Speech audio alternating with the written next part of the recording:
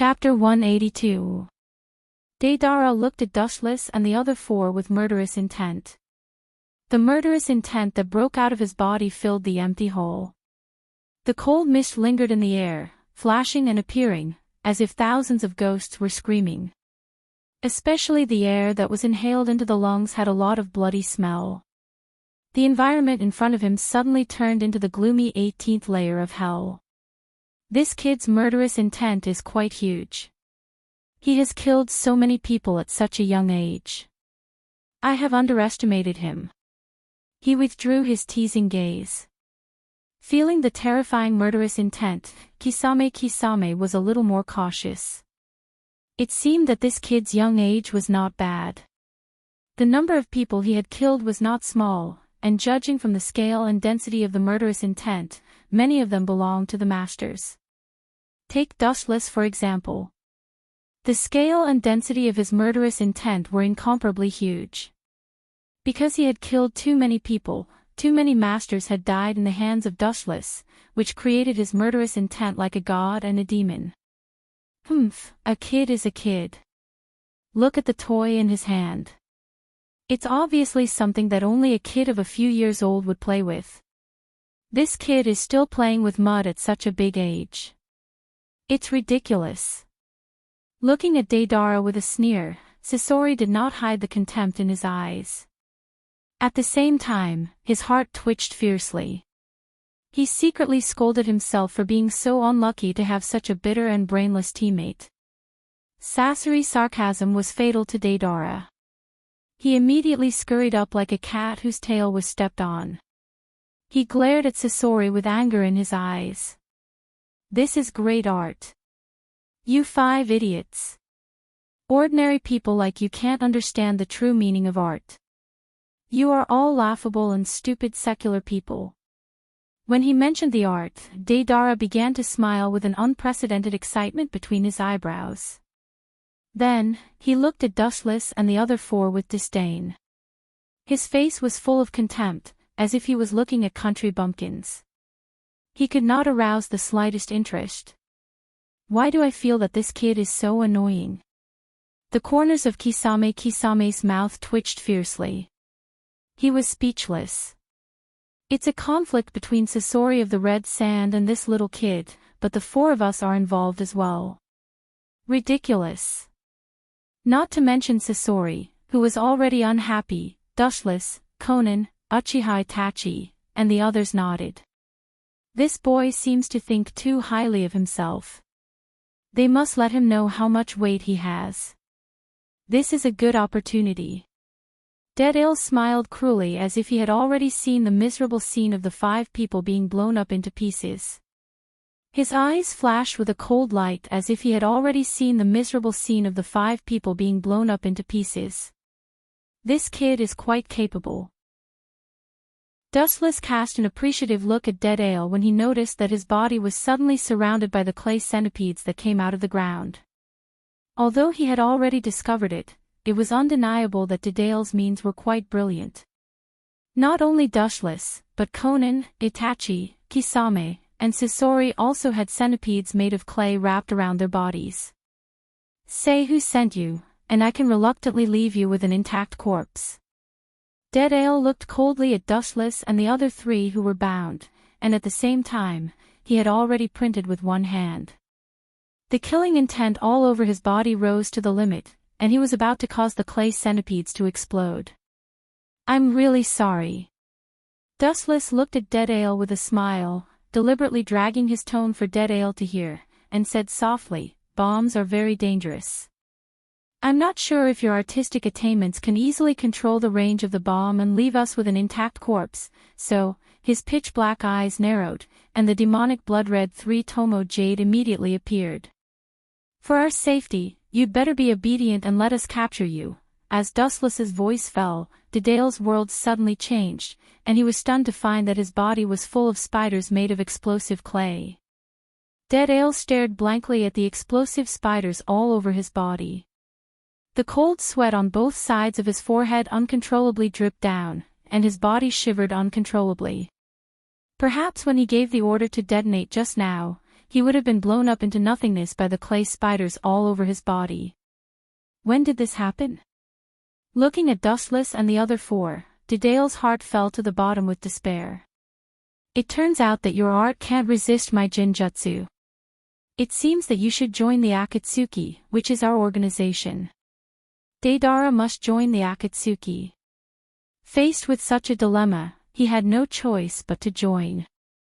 Anyway, this guy was the kind of person who wasn't welcomed in the Rock Village. The villagers of the Rock Village also avoided this crazy bomber. Therefore, the third Tsuchikage Inoki isolated this kid. What if I say I'm not interested? Looking gloomily at Dustless, who was standing indifferently, as if everything was under his control, Dedale coldly asked. The corner of his eyes glanced at the clay spiders all over his body, and his expression became colder, and his unwavering tone faintly revealed the taste of death. This is very simple, as long as I take the opportunity to get rid of you before I leave.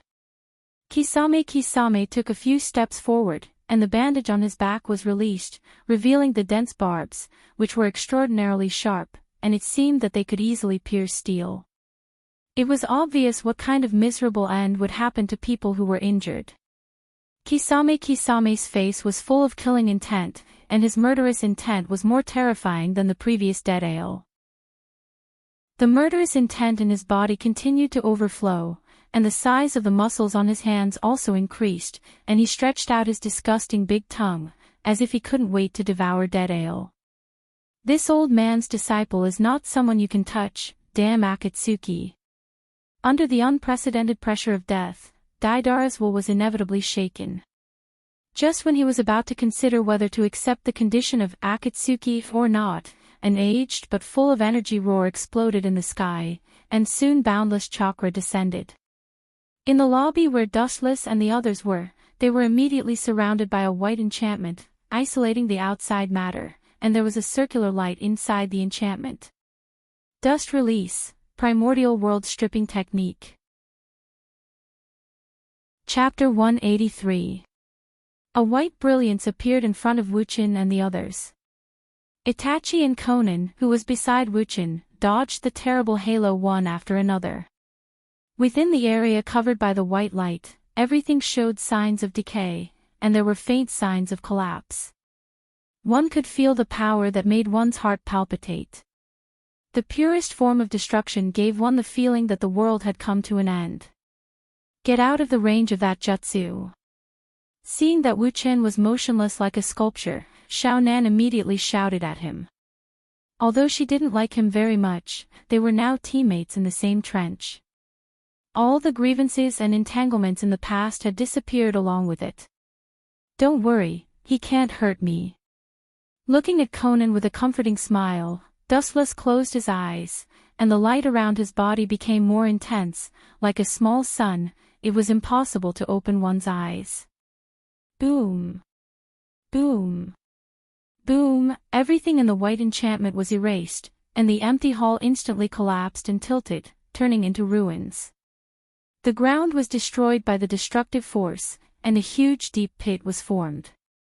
The soil in the depths of the ground that had not seen the light of day for many years was refurbished, exposing it to the sunlight. What a terrible jutsu!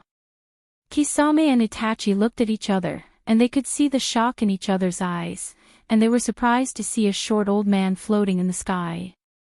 It seems that one of them was killed. The short old man who could use dust release undoubtedly showed his identity. He was Inoki, the third Hokage of the Rock Village. Although it's a pity that I didn't kill you all at once, it's not difficult to deal with you slowly. Inoki stared at Uchiha Itachi and the others calmly. As for Wuchen, he had ignored him.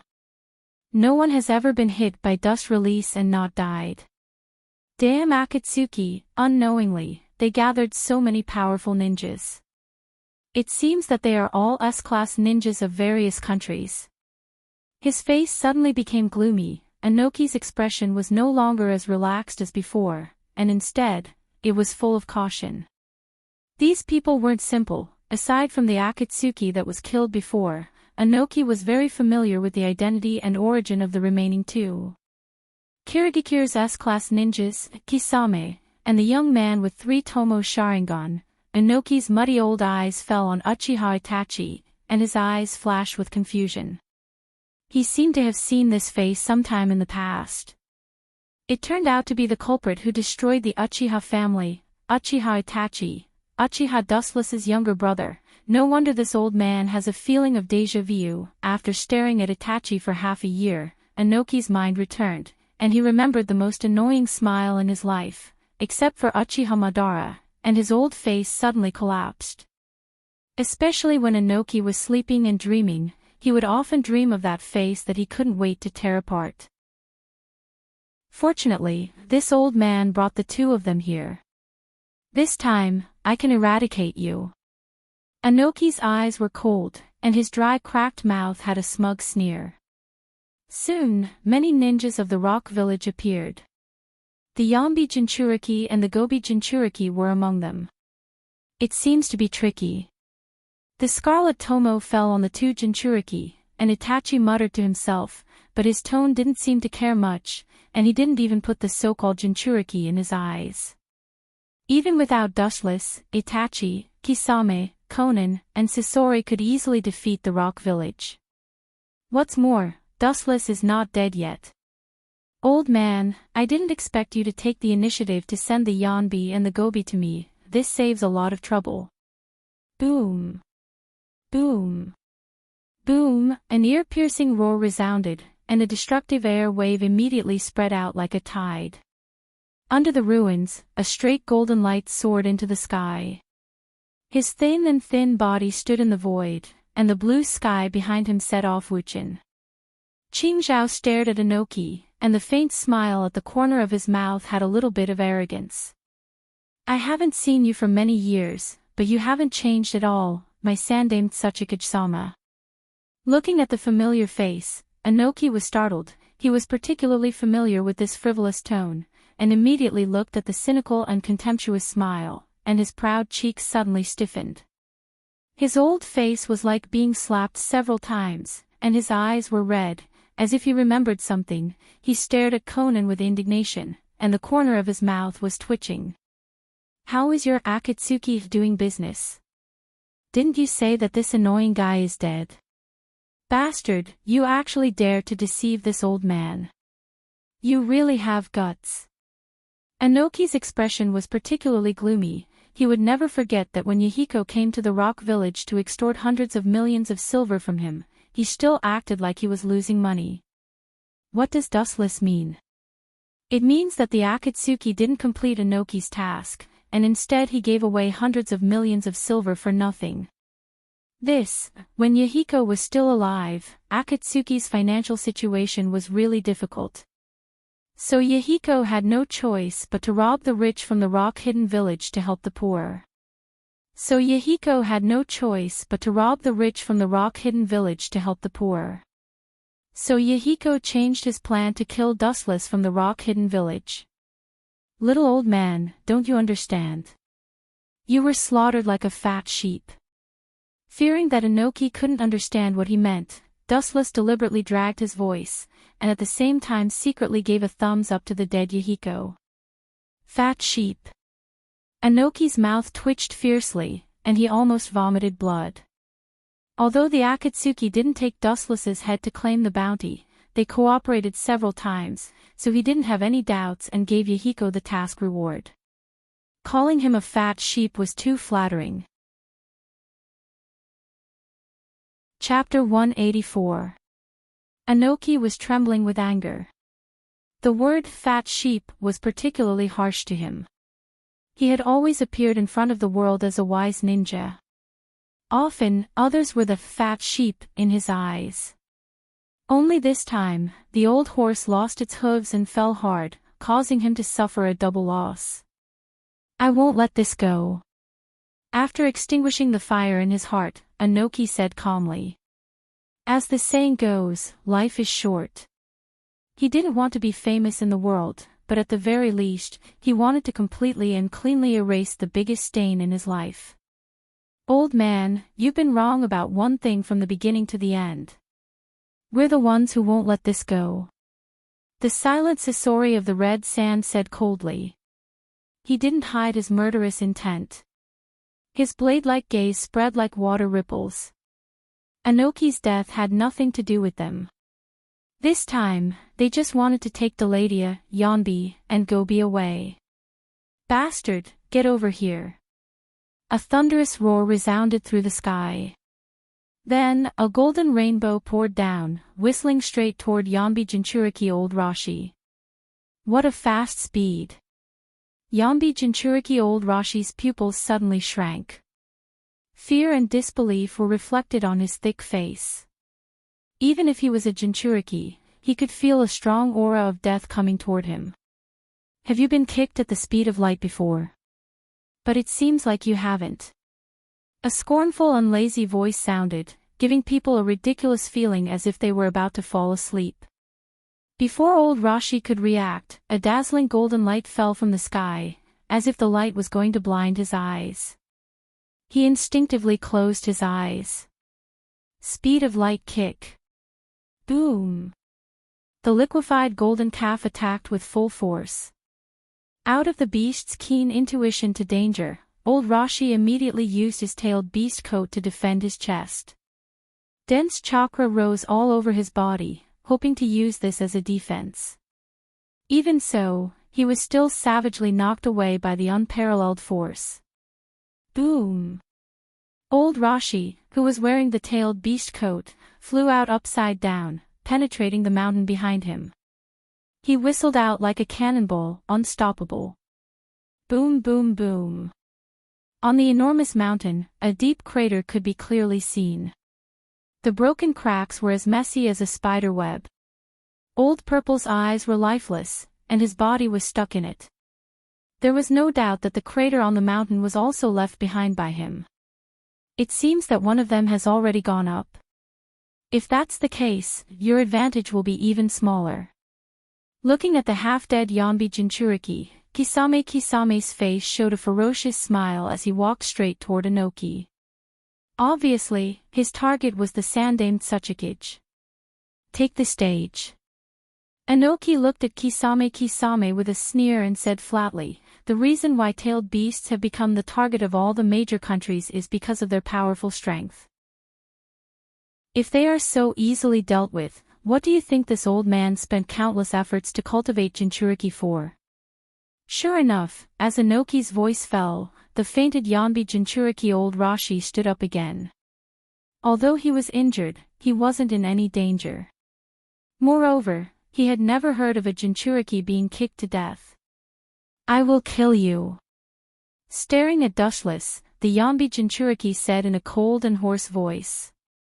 Dustless's kick did cause damage to him, but the recovery ability of a Jinchuriki can't be estimated by common sense. Although he was injured, his combat power was still there. Lava release, scorching river rock technique. Old Purple opened his mouth and spat out several dark red magma balls. The blazing fireballs were emitting a dark red halo, which was no different from the magma in the depths of the earth. They were full of destruction and quite powerful. They went straight to Wu Qin, intending to swallow him completely. Why struggle? In fact, when you came to the rock village, your fate was already doomed.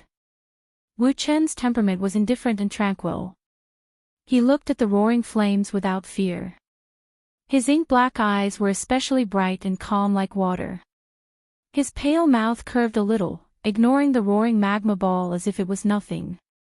Boom, boom, boom. In the blink of an eye, Dustless was swallowed up by the hot sphere. It resonated like fuel, and his whole body burned with a deep red flame. There was nothing inside the flames. All living things were forbidden, and no living things could survive. This is the end of a pretentious kid. Seeing that he succeeded, Rashi's rough face was filled with a smug smile. He looked disdainfully at Dustless, who was burned to ashes. He looked at the rock ninjas who were in a mess in the distance. When he was about to go to support them, he suddenly felt a cold gaze locked on him. He subconsciously looked back.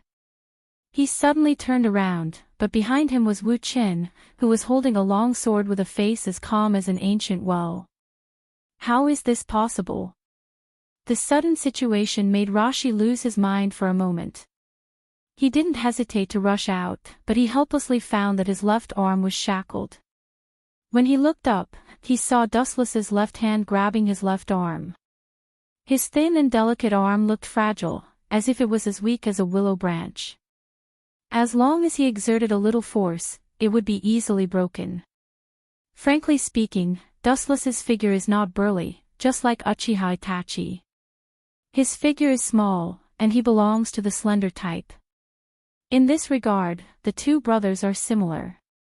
Old Purple struggled with all his might, trying to use the strength of a tailed beast to tear off the arm that was holding him. However, he was helpless to find that the fair and thin arm seemed to have a great strength, binding him tightly and making it difficult for him to break free. At this moment, Dustless gave Rashi the feeling that he was a tailed beast. Under Old Purple's horrified gaze, Wu Qin raised the heavenly sword of gathering clouds in his right hand up high. The cold light reflected from the sword made his soul tremble. Rashi immediately waved his sword mercilessly. Chapter 185. Any creature would be afraid in the face of death. Even if Dustless is invincible now, but if the shadow of death suddenly comes one day, he will also panic. This is human nature. Those who could remain indifferent in the face of death were not human. At least, Dustless thought so. Wu Qin could clearly see the reluctance in Old Purple's eyes. That was a creature's reluctance to part with life and the world. Even though he was over 50 years old, he didn't think he deserved to die. People who are in excessive fear or mental disorder often do unexpected things, such as the four-tailed Jinchuriki in front of him. Puchi! There was a splash of blood in the air, and then Old Purple flashed out. His face was pale, and his eyes were dim and had lost their luster. He looked at the arm in Wu Chen's hand, and his eyes were about to burst. This is really decisive. Looking at the broken arm in his hand, Dustless thoughtfully thought. He didn't expect Old Purple to be so decisive and cut off his left arm without hesitation. He looked at Old Purple with his burning eyes and nodded slightly. Just now, Old Purple had cut off one of his arms to save his life. It seemed a little rude and brainless, but on second thought, it was actually the only way to escape. Otherwise, the person who was cut in half would be Old Purple's whole body. I'm not a human being for my broken arm.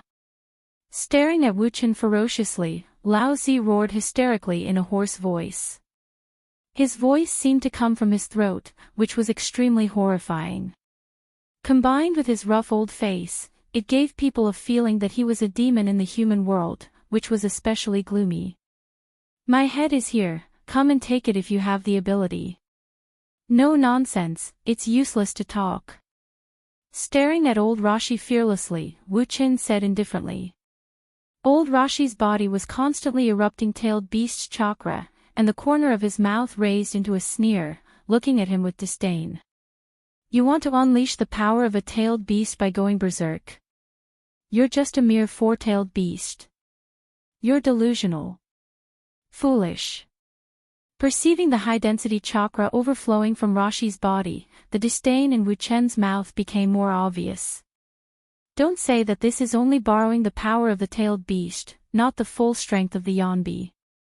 Even if the Yanbi's son Ryukong really broke the seal, it won't change the reality, but save Wu Chen a lot of effort. Lao Purple's body was covered with flame-like armor, and he looked like a magma man. His face was blurred, and he had turned into the amalgamation of chakra. His whole body was filled with negative emotions, including killing, hatred, and destruction. It was obvious that his mind had been completely controlled by the tailed beast in his body.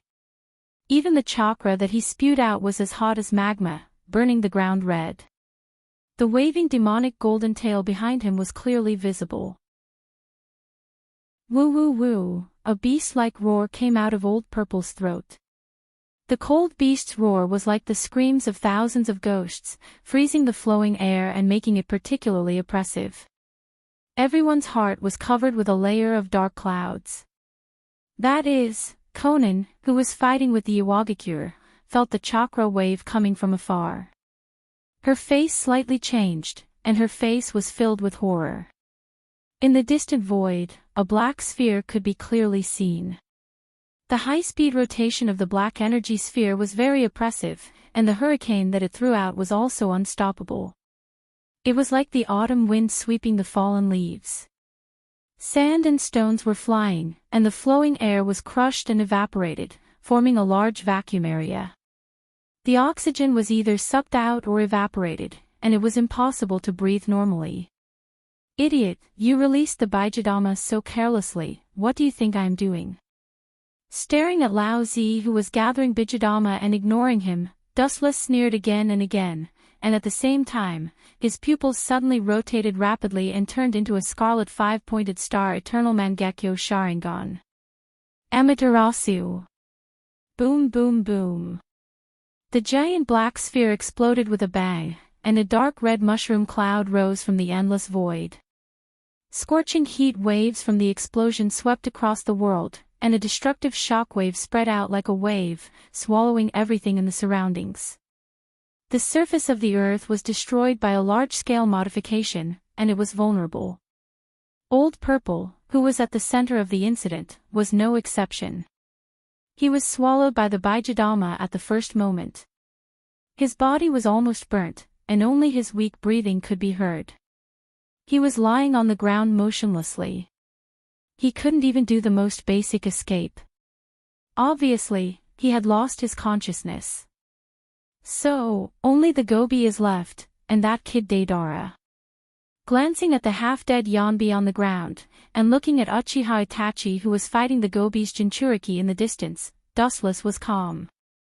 If he couldn't even deal with the Gobi, then his eyes were really useless. From what the old man said, these people seemed to belong to an organization called Akatsuki. The young Daidao's eyes shone as he spied on the members of the Akatsuki organization. He was deeply moved. Even the woman he looked down on the most before was particularly awe-inspiring when she made her move. She was practically unstoppable. Only 5 people facing the Rock Village, one of the 5 major countries, were not afraid at all. Instead, they were like wolves in a flock of sheep. The ninjas of the Rock Village were almost killed, and they had no power to fight back. Unknowingly, his thoughts had also changed. Maybe joining them would be a good thing. Being able to carry out missions with such a group of powerful people was also a disguised recognition of Deidao. At least, it's much better than living in the Rock Village that isolated him and regarded him as a monster. What a powerful force. Taking a deep breath, looking at Dustless's blood-red Eternal Mangekyo Sharingan, Deidara's heart was deeply touched, and his voice was trembling. The powerful eye power that seemed to pierce his soul made him inevitably daydream. Tsukimi. With Uchiha Itachi's voice, the Gobi suddenly stopped moving, and the chakra on his body disappeared, and he was as quiet as a kitten. Chapter 186. The ability of Sharingan is well known all over the world, and to some extent, it's the natural enemy of Bijou. Perfect Jinchuriki is okay, for example, Killer Bee, who was killed by Dustless. The power of Sharingan is not enough to control him, because Bijou and Jinchuriki's chakra can interfere with each other and can't be controlled. But the Yambi Jinchuriki and the Gobi Jinchuriki in front of him didn't completely control their Bijou. Although it's a bit troublesome for them to control Sharingan, it's not impossible. It seems that it's completely done. Looking at the unconscious Yambi Jinchuriki on the ground and the Gobi Jinchuriki that was controlled by Itachi, Dustless then grabbed the dying Rashi with one hand and flew towards Conan and the others. Looking around, the entire battlefield was bloody, and the ground was forcibly changed. Without exception, all the ninjas of the Rock Village were dead. There's no need to fight anymore, Kisame. Uchiha Itachi also grabbed the Gobi Jinchuriki in his hand. It seemed that his method was much gentler, he just used genjutsu to make him faint. Compared to Dustless who burned Rashi's body, Itachi was undoubtedly much kinder. Old man, I'll deal with you later. Kisame stared at Inoki fiercely, and then he pulled back and looked at Dustless and the others, and the corner of his mouth twitched. Kisame's Akatsuki uniform has been completely destroyed by the fierce fight, and there are even many subtle wounds on his body. It's not because he's too weak, it's because Inoki's strength is too terrifying, and the almost invincible, dust release, can't be touched. Kisame. Looking at Deidara who was still in a daze in the distance, Dustless cast a glance at Kisame. I know. Kisame nodded, and immediately rushed out, almost in the blink of an eye. He came to Deidara's side and picked him up like a rabbit. Let me go, brother shark. Feeling that his body had lost gravity and was caught in the air, Deidara immediately roared at the Kisame ghost shark. At the same time, he bared his fangs and brandished his claws at the Kisame ghost shark. However, because his hands were too short, he couldn't touch the Kisame ghost shark. I will definitely kill you, you bastard. Glaring at Kisame, the ferocious look in his words was like that of a caged beast, which proved that Deidara wasn't joking. You. He waved his hand and snatched the kunai from Deidara's hand. Then, he easily twisted it into a fried dough twist and threw it on the ground in disdain. He sneered at Deidara and said with contempt, if it weren't for the order of the organization, I would have killed you right now. Ignorant brat, there should be a limit even if you're conceited. Kisame looked at Deidara with disdain. If it weren't for Pain's order, he would have definitely pinched this arrogant brat to death. Itachi is only 1 year older than you, how can the gap be so big? Kisame sighed in his heart and began to sympathize with Sasori of the Red Sand, who would team up with Deidara in the future. Compared with Itachi, who never showed his emotions, Deidara in front of him was really far worse. Whether in terms of IQ or strength, there was a huge gap between him and Itachi. Seeing that his beloved disciple was caught by Kisame, Inoki's ugly face became even more ugly. His old arms quickly and skillfully printed, and a huge amount of chakra erupted from his body. It seemed that this technique wasn't simple. Earth release. Old man, are you sure you want to fight? Dustless suddenly interrupted Inoki, and his chakra stopped flowing. At this point, the rock village was already defeated. The Yambi Jinchuriki and the Gobi Jinchuriki have been caught, and now the rock village only has Inoki, and there are still 5 of them. It's almost a one-sided situation, even if the entire rock village is slaughtered today, Inoki can only watch. Uchiha Dustless, what is your purpose for capturing the tailed beast? Inoki suppressed the fire in his heart and asked gloomily. The murderous aura emitted from his pupils was like a knife, which made people shudder with fear. He faintly had a commanding tone. At the same time, he began to think about Akatsuki's purpose of robbing the beast. Old man, you don't seem to understand the situation. Hearing Inoki's commanding tone, Dustless slightly frowned and sneered, purpose. We are not the ninjas of the rock village. You are the so-called Tsuchikage, and you don't seem to be qualified to order us. Even if this is the rock village, do you think you can stop us? Wu-chin sneered, attacking Inoki mercilessly. His voice was deliberately filled with chakra, lingering in the sky for a long time without dispersing. You! Inoki's mouth twitched, and his old face became even more ugly. Indeed, as Dustless said, even if Dustless and the other 4 went away, he couldn't stop them. As for collecting the tailed beast, speaking of this, Dustless smirked and said, of course, it's for world peace. What Dust said was true. Whether it was during Yahiko's period, Uzumaki Nagato's period, or later, Uchiha Obito's period, they all had the most essential purpose, world peace, including Uchiha Madara's infinite Tsukuyomi, which was actually yearning for peace. However, these words were particularly harsh in Inoki's ears. Ridiculous, in my opinion, you are the most direct cause of the world's turmoil.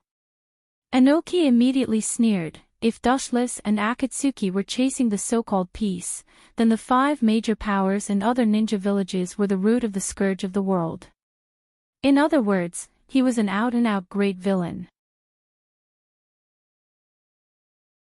Chapter 187. Dustless naturally left safe and sound. It's not that Enoki didn't want to stop them, but he didn't have the ability to do so. In this world, the law of the jungle is still the law of the jungle. Especially a mercenary organization like the Akatsuki, they don't have any morals at all.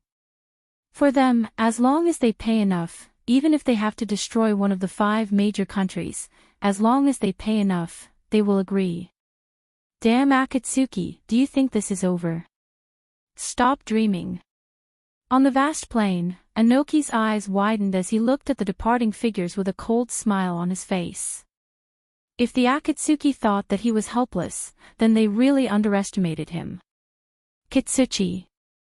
Enoki looked at his son with a cold face and said, I have a secret letter, you will personally send it to the Cloud Village, asking them to join forces to deal with the Akatsuki. Enoki sneered.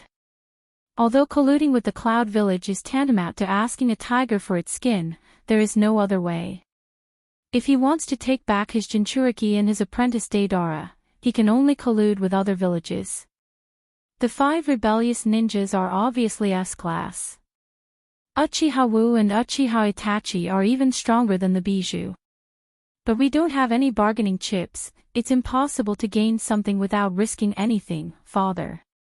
Kitsuchi smiled bitterly. It's obviously impossible to pull the cloud into the water without paying a price, especially dealing with the Akatsuki, a powerful enemy that may cause the destruction of the village. Moreover, the 3rd Reikage died under the siege of the rock village. Enoki's expression suddenly stiffened. He realized that the 3rd Reikage was killed by him a few years ago, and now the 4th Reikage is the son of the 3rd Reikage. Maybe the 4th Reikage will kill his son to vent his anger. Although under the absolute benefits, the grievances between the 2 sides can disappear, and they can cooperate tacitly, but there is a saying that the hatred of killing one's father is irreconcilable, and it's not easy to let go. Then let's go to Konoha to cooperate. The hesitation in his eyes disappeared, and Enoki's heart suddenly became clear. Maybe the Sandaime, who enjoys peace, won't agree to his conditions, but he has heard about the radical figure of the pro-war faction, Shimura Danzo. This is a good idea. Uchiha Itachi and Uchiha Dustless are the traitors of Konoha. Asking them to deal with the Akatsuki is not impossible. Kitsuchi's eyes lit up, and he agreed with Enoki's proposal. The only thing he was worried about was that Sandaime, who was addicted to peace, would definitely refuse this proposal. But Sarutobi won't agree. His hot-blooded heart has been obliterated. It's impossible for him to agree to this absurd proposal. After thinking about it for a while, Kitsuchi said in a deep voice.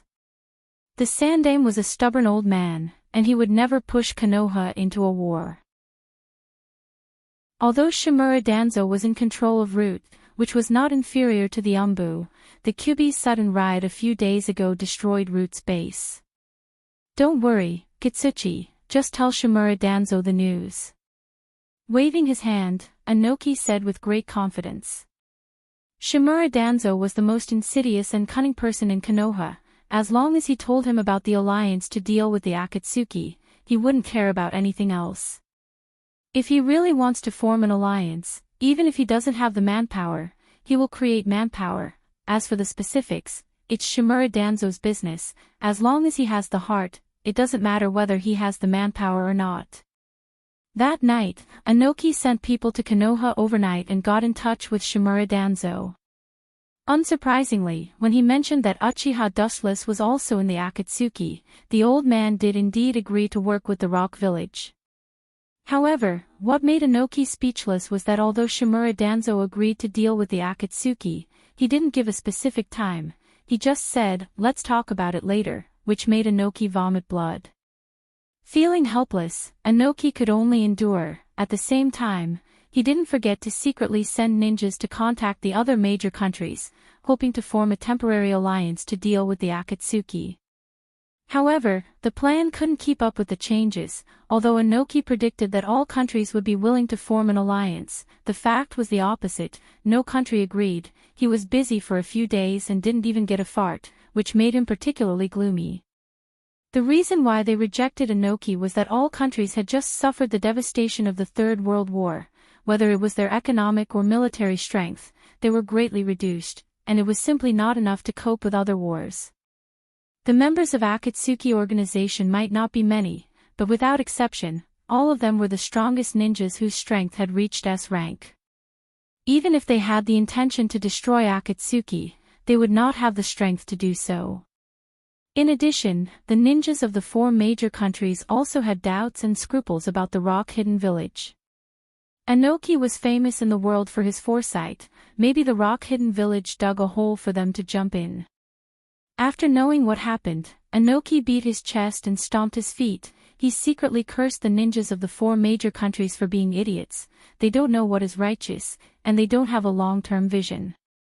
The threat of the Akatsuki is far greater than the ordinary ninja village. These organizations are composed of ninjas, like sharks in the deep sea. Their motives are unknown. From the current situation, they are coming for the tailed beasts, and any village with tailed beasts may be the target of their attack. Although he was unhappy, Inoki couldn't do anything. In fact, the situation of the rock-hidden village was not much better, and dealing with the Akatsuki was just a matter of words. To Inoki's relief, Shimura Danzo's position was firm, and all the countries began to pay attention to this organization lurking in the dark world, and began to inquire about all the information about the Akatsuki.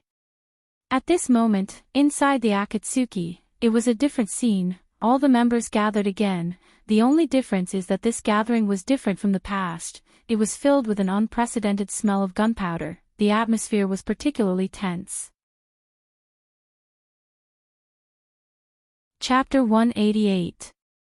Deidara was holding countless clay spiders in his hand. His expression and meaning were quite real. These small spiders made of explosive clay were vivid and lifelike, giving people a feeling as if they were living things. If placed in the 3D world of Dustless's previous life, then Deidara could be said to be a top-notch art master. However, in the eyes of Akatsuki, these little things were really annoying and funny, especially Sasori, who was about to form a team with Deidara. He directly flew into a rage, wishing he could slap Deidara flying.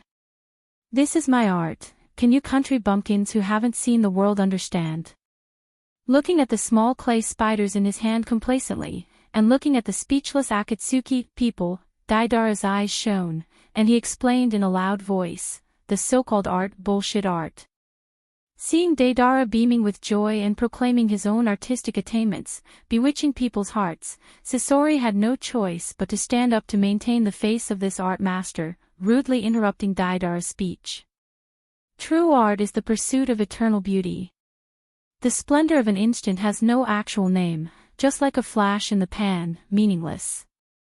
Even if it blooms the most beautiful afterglow in an instant, after all, it is not worth mentioning in the long river of time. Only eternal beauty is an eternal immortal existence. Sasori of the Red Sand educated Deidara like an old man. His eloquence flowed like a torrent, and that voice full of magic seemed to be able to penetrate the soul of human, scaring all the elders of Akatsuki organization. It seems very profound. Kisame tried his best to make an appearance of understanding, but his face was full of doubt betrayed him. Although he was very good at thinking, but this kind of artistic point of view, he really didn't understand. Especially that expression of, "I, your father, understand your meaning very well," made Dustless unable to restrain himself from laughing. Sasori explained each and every word, and at the same time didn't forget to ferociously glare at Deidara. Originally, he was the #1 art master of Akatsuki organization, but as a result, this brat Deidara began to bewitch people, proclaiming his instant art. How could Sasori not be angry? Eternal art is art. That's nonsense. Dead Ale looked at Sasori with disdain. He turned a deaf ear to Sasori's ferocious gaze. His voice was exceptionally loud and resounded throughout the sky. The art of instant beauty is far superior to the so-called eternal beauty. The reason why you pursue the art of eternity is because of the fear that living beings have when facing the river of time. When the things around you leave you, you will feel endless loneliness in your heart. At the same time, you will have the mentality of pursuing eternity. Dead Ale shook his head and looked at Sasori with a hopeless look. He said contemptuously, "A mere mortal who can't even get rid of the secular heart dares to talk about what art is. Ridiculous." Dead Ale was like a dazzling star. His sharp eyes shone brightly as he gazed at the faces of the members of Akatsuki organization. In an instant, he felt that these people were the most important audience in his life. Deidara swore in his heart that he would use his lifetime understanding of art to show off these eyesores in front of him who did not know what art was. So-called art shouldn't pursue eternal existence. Only the most dazzling splendor of a lifetime can be released in the afterglow of an instant.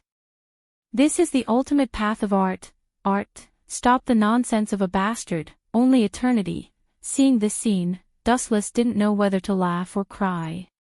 He was speechless as he looked at the two masters of art arguing with each other about the true meaning of art. He was particularly tangled. He subconsciously looked around. The expressions of the members of Akatsuki organization were quite different. The two, zombie combination of Haydn and Kakuzu were obviously fooled.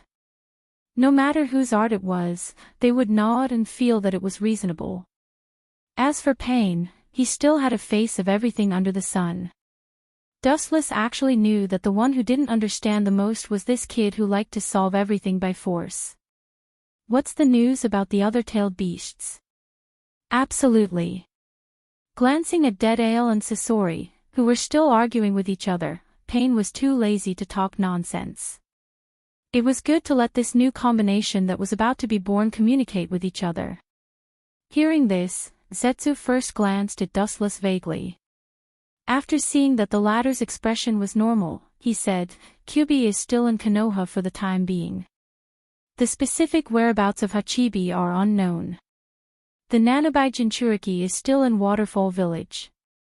The Nibi Jinchuriki is still in Cloud Village.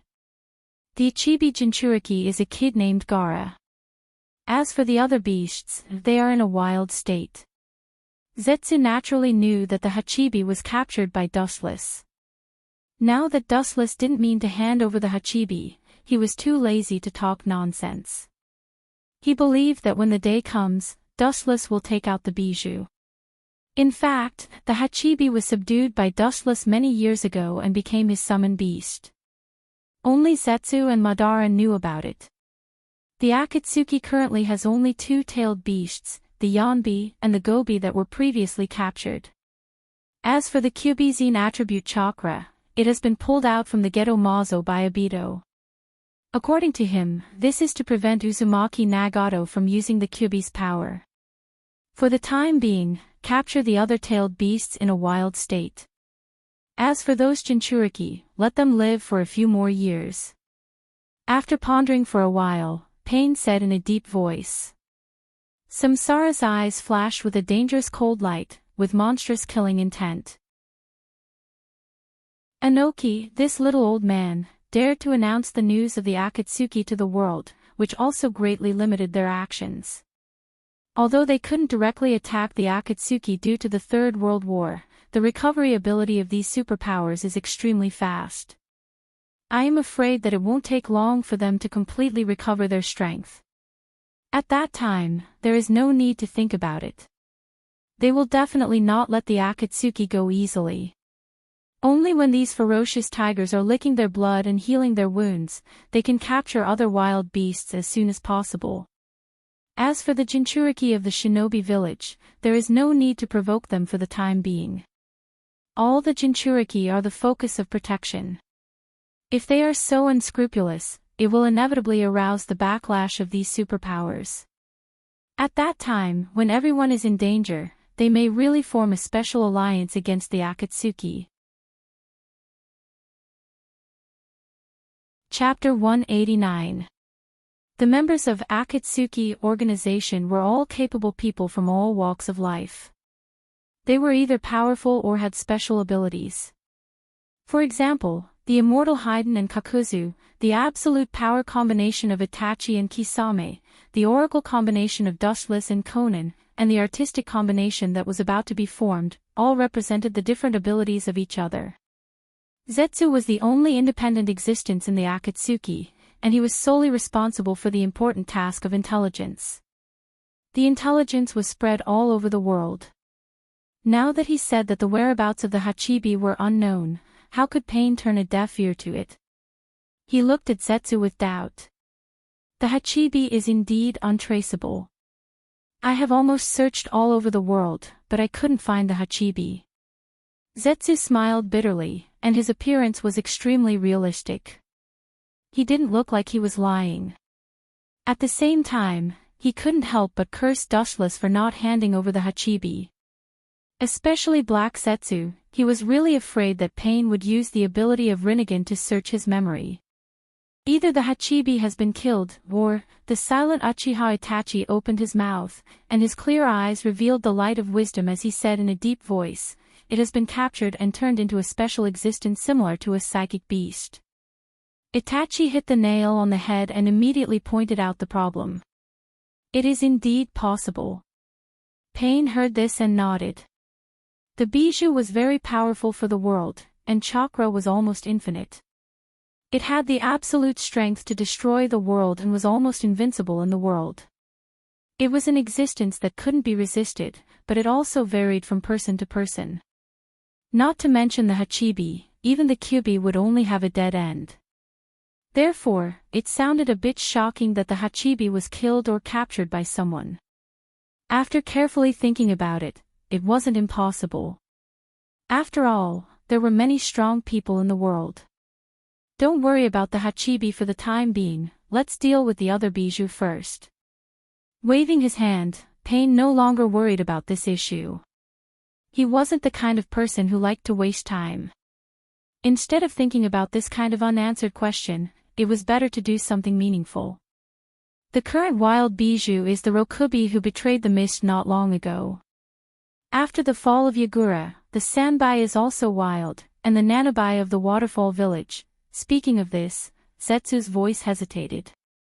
A few years ago, Obito used his Sharingan to control Yagura and carried out a bloody massacre. After that, he was overthrown by the ninjas led by Terumi Mei. Yagura was also killed, and Sanbai was naturally in a wild state.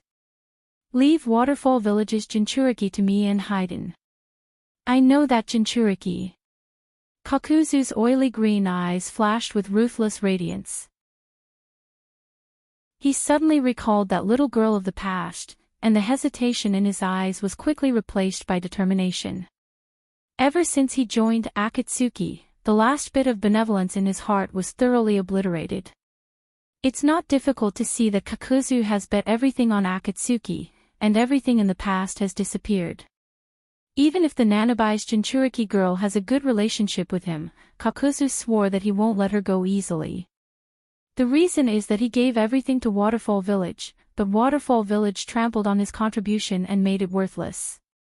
Everyone has countless stories behind them. The sharp-eyed Dustless naturally saw Kakuzu's old face, and he couldn't help but sigh in his heart. Everyone in the Akatsuki organization has countless sorrows and unbearable pasts, and Uchiha Madara is no exception. Leave the Rokubi to me and Itachi. I know the hiding place of that monster, and I'm familiar with the Mist Village. I also know Yugao's Jinchuriki. Kisame said in a deep voice. He didn't have a good impression of the Mist Village. Let alone catching a bijou, even if they asked him to plot against his former teammate, he wouldn't hesitate to raise his butcher's knife. No problem. Itachi's deep and clear eyes opened as he said faintly. He didn't care that the opponent was a bijou. They had absolute confidence in taking down the so-called bijou. Especially Itachi and Kisame. The former was both intelligent and brave, and the latter was also a brave existence. Even if they were besieged by the mist, they could leave safely. As for the remaining Sanbai, Pain looked at Dustless and Conan. Obviously, he wanted to give this task to them. The art group in the distance was obviously still in a quarrel. It was definitely unrealistic to give this task to them, and Deidara was still very young. He didn't have the ability to catch the Sanbai. Leave it to me. Xiao Nan took a step forward, completely ignoring whether Wu Chen agreed or not. She took it for granted and was unusually decisive. She completely and simply ignored Wu Chen's existence. No problem. Glancing at the indifferent Conan, Dustless was too lazy to argue with her. At the same time, he began to calculate in his heart. In a few years, Uzumaki Naruto and Uchiha Sasuke will graduate from the Ninja Academy. From then on, it will directly open the curtain of the era. 3 days later, in the mist village of the Land of Water. Staring at the giant village shrouded in mist in the distance, Dustless's heart was inevitably agitated, and he couldn't help but recall the enchanting girl from a few years ago. Now that he hasn't seen her for a few years, Terumi Mei has become a Mizukichi, and this woman is quite capable. She took care of the mist village in an orderly manner. It can be said that the village recovered the fastest after the 3 wars. It's really unpredictable. Let's go, Conan. After a few sighs, Dustless began to walk to the hiding place of the Sanbai provided by Zetsu.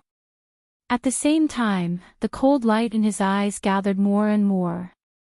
As Zetsu said, the current Sanbai was just in a pure wild state, and no one cared about its existence. As long as he used the power of the Sharingan to bind it, there would be no problem. The only difference was that the original Sanbai was defeated by Deidara and Sasori, but now it's Conan and Dustless's turn to tame it in advance. Chapter 190. There was no doubt about his ability to investigate. His clones were all over the world, there was almost nothing he didn't know. He could even ruthlessly say that as long as the kid wanted to, he would definitely know which bathhouse the Sandame was spying on today, and which girl's figure he was looking at. With this information, Dustless and Conan didn't waste any time and went straight to the hiding place of the Sanbai. Raising his gaze slightly, his sharp eagle-like gaze swept straight ahead. His oppressive gaze pierced through the layers of thick fog, taking in the entire scene in front of him. After careful observation, a puzzled expression emerged on Wu Chen's face. Strange. The mist ninjas seemed to be capturing the Sanbai. Frowning slightly, Dustless muttered to himself. He still remembered that since the fall of Yagura, Sanbai was in a natural wild state. No one cared whether he was alive or dead. He was left alone in the sea. Sanbai also hid in the deep sea. During this period, he didn't do anything bad. It seems that all the countries are on guard against us. The mist spent a lot of effort to capture the Sanbai just to prevent us from capturing the Sanbai. Suddenly, Dustless remembered that the old man Inoki exposed Akatsuki a few days ago. He was afraid that the whole world was on guard against the tailed beast in his village. Now, catching Sanbai was also expected. Then we can only send them all to heaven. Xiao Nan's eyes flashed with hostility when she heard this. Her petite figure was filled with a chill, just like a fallen angel from hell. Her entire body was embellished with a sense of coldness. Dustless glanced at Conan and shook his head. There was no need to fight the mist. Especially with the current situation, he wasn't sure if Mei could seal the Sanbai, especially since there was no suitable Jinchuriki. A Jinchuriki wasn't something that could be pulled in casually. Gradually approaching the deep sea where the Sanbai lived, a large number of mist ninjas gathered here. Everyone's sight was focused on the tall Mei. Although the distance between Dustless and Mei was quite far, his dynamic vision was excellent. He could still see the enchanting figure. I haven't seen you for a few years, but you're getting prettier. His eyes swept over Mei's body, but his expression was as calm as water. His family's tigress, Otsutsuki Haruo, wasn't worse than Mei. The former was as cold as an iceberg and belonged to the arrogant type. May had a seductive personality. They were two completely opposite existences. Dustless was also purely admiring. His heart had settled down for several years. He had long been as steady as Mount Tai and as calm as autumn water. I didn't see your nature as a pervert. Xiaonan turned her head and looked at Wu Qin with a sneer. She kept a distance from Wu Qin. Her watery eyes were full of disdain. She didn't expect Wu Qin to have such an attribute. I haven't seen you for a few years, but you, Wu Qin didn't get angry but laughed when he heard that. He deliberately looked around Xiaonan's body and then his eyes stopped on Xiaonan's body. Suddenly, a teasing smile appeared at the corner of his mouth. His words made Xiaonan almost vomit blood. You've aged a lot, Conan. Fearing that Xiaonan deliberately couldn't hear that he was ridiculing him, Wu Qin deliberately dragged out his intonation. His voice was strange, giving people a kind of nondescript feeling. Conan's mouth twitched fiercely. Although she hid it very well and tried to keep her calm, Dustless still felt that his body was locked by a cold murderous aura. Woo-woo! At this moment, the cries of wild beasts resounded through the endless sky. Huge ripples suddenly appeared on the calm surface of the water. The impact of the waves that could topple mountains and overturn seas also spread out in all directions. As far as the eye could see, the originally calm surface of the sea gradually revealed a gigantic beast. It was shaped like a tortoise, and there were uneven layers of sharp protrusions on its back. It looked exceptionally tough, as if it was the strongest defense that could not be broken through. The ferocious beast's face looked uncertain as it looked at the surrounding mist village. Isabu's eyes were cold and murderous, and his body was full of powerful chakra waves. All tailed beasts hated humans, and Ichibi to Kyubi were no exception. Isabu opened his mouth and spat out a black energy bowl. Chakra continued to surge out of his body, increasing his power. The giant Bijidama continued to expand in size, and the constant compression of power made everyone's face change, especially Mei. As the fifth Mizukage of the Mist Village, she naturally knew the horror of tailed beasts better than these ordinary ninjas. Hurry up and evacuate. Without thinking, Mei ordered the Mist ninjas to retreat quickly. The power of Bijidama wasn't something that anyone could easily resist.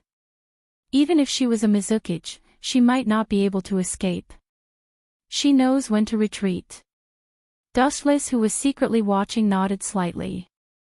The power of Bijidama couldn't be contaminated by ordinary ninjas. Just a light touch and they would be crushed to pieces. Especially now that Isabu didn't hold back at all. Terumi Mei knew that the number of people couldn't change the reality. Ordering the Mist ninjas to retreat was the only way I could do. It seems that we don't need to do anything. Looking at the scattered ninjas, Conan whispered. She immediately had a look of, it's none of my business. She quietly waited for the upcoming one-sided massacre. Isabu is not that woman's opponent. Dustless faintly glanced at Conan and shook his head. Isabu might be able to scare others, but it wasn't enough to scare a strong woman like Mei. If he didn't make a move, Isabu would definitely be killed by Mei. Since you are about to be locked in a cage, I will reluctantly help you and save you from physical pain. Staring at the giant Bijidama, Dustless's mouth raised a touch of coldness, and his eyes began to twist sharply. The evil eye power made Conan beside him tremble uncomfortably. The Scarlet Eternal Mangekyo Sharingan was particularly terrifying, and even Conan could vaguely see the afterglow of blood on Dustless's body. Chapter 191. Conan looked at the Eternal Mangekyo Sharingan in Dustless's eyes. She could feel that the power in Dustless's left and right eyes had a qualitative improvement. It was completely different from the time when he fought her, Yahiko, and Nagato. Although it's exactly the same as the original Sharingan, there is a gap in the strength of the eyes. Conan's beautiful eyes stared at the scarlet eyes, and she couldn't help but worry secretly. She was afraid that Dustless would suddenly attack one day, and Pain wouldn't have any means to catch him, because the fluctuations in the scarlet eyes weren't something that Nagato could resist at all. She even said that there was a dimension of surprise, and her eyes unconsciously looked at Dustless's handsome face, trying to see his purpose. It's actually very simple to deal with this kind of beast that can't resist the Sharingan. There's no need to face it head-on. Seeing Conan looking at him in a daze, Dustless just smiled, and then his eyes seemed to have a bloody light in them. In the next second, the raging sea instantly returned to calm, and the black energy ball in the mouth of the Sanbai stopped growing, and the three thick tails that were constantly slapping the water also returned to calm, as if nothing happened on the water surface. Isabu's eyes were emotionless, empty and gray, and instantly became like a docile kitten, and its majestic hostility disappeared, and it obediently lay on the water surface. Only the big eyes of the Sanbai faintly showed the same five-pointed star as Dustless's eternal Mangekyo Sharingan. Terumi Mei's pretty face looked at the well-behaved Sanbai, and her enchanting face was full of disbelief, and her seductive little mouth turned into an O shape. It was the first time in her life that she saw a well-behaved bijou. Little South America's eyes widened, and she also looked at the Sanbai that was as well-behaved as a child in an instant, and her heart began to fluctuate violently. What kind of level has this guy's eyes reached? He just glanced at the Sanbai carelessly, and her pretty face was heavy, and her chest seemed to be pressed by 1,000 pounds of stone, making her almost suffocated, and cold all over. She couldn't help but think about Dustless's motives and purposes. With his unprecedented strength, he was willing to join the Akatsuki organization and submit to Pain. It was obviously impossible for him to have no purpose. While Conan was thinking, suddenly felt that her cold little hand was grabbed by a pair of hot hands, and her heart trembled fiercely. "Let's go." Dustless didn't pay attention to Conan's expression. Golden Luo, the two disappeared as if they crossed thousands of space in an instant, and they came to the beach in the blink of an eye. Stared at the Sei's serene look, Dustless frowned, its eyebrows. Staring at the peaceful look and disappeared. Conan. His eyes looked at the void in front of him indifferently. Dustless's face was expressionless. He could clearly see the sky in front of him. Terumi Mei, this clever little girl, intended to take advantage of this opportunity to completely tame the Sanbai. I understand. Her cold eyes were like an eagle's, jumping with cold light, with endless killing intent. She stared at Terumi Mei, who was rushing towards the three. Her body suddenly showed signs of folding paper, and a huge pair of wings suddenly extended from her back. Conan floated to the sky with this force. She flew straight towards Terumi Mei. I'm looking forward to this battle. Seeing that Conan left, Dustless chuckled slightly. Who is stronger and who is weaker? I'm afraid that a fierce battle is inevitable. He retracted his gaze, looked at the motionless Sanbai, and walked towards it. Damn brat. Conan, who was floating in the sky, had a pale face, and her pretty face was obviously still red.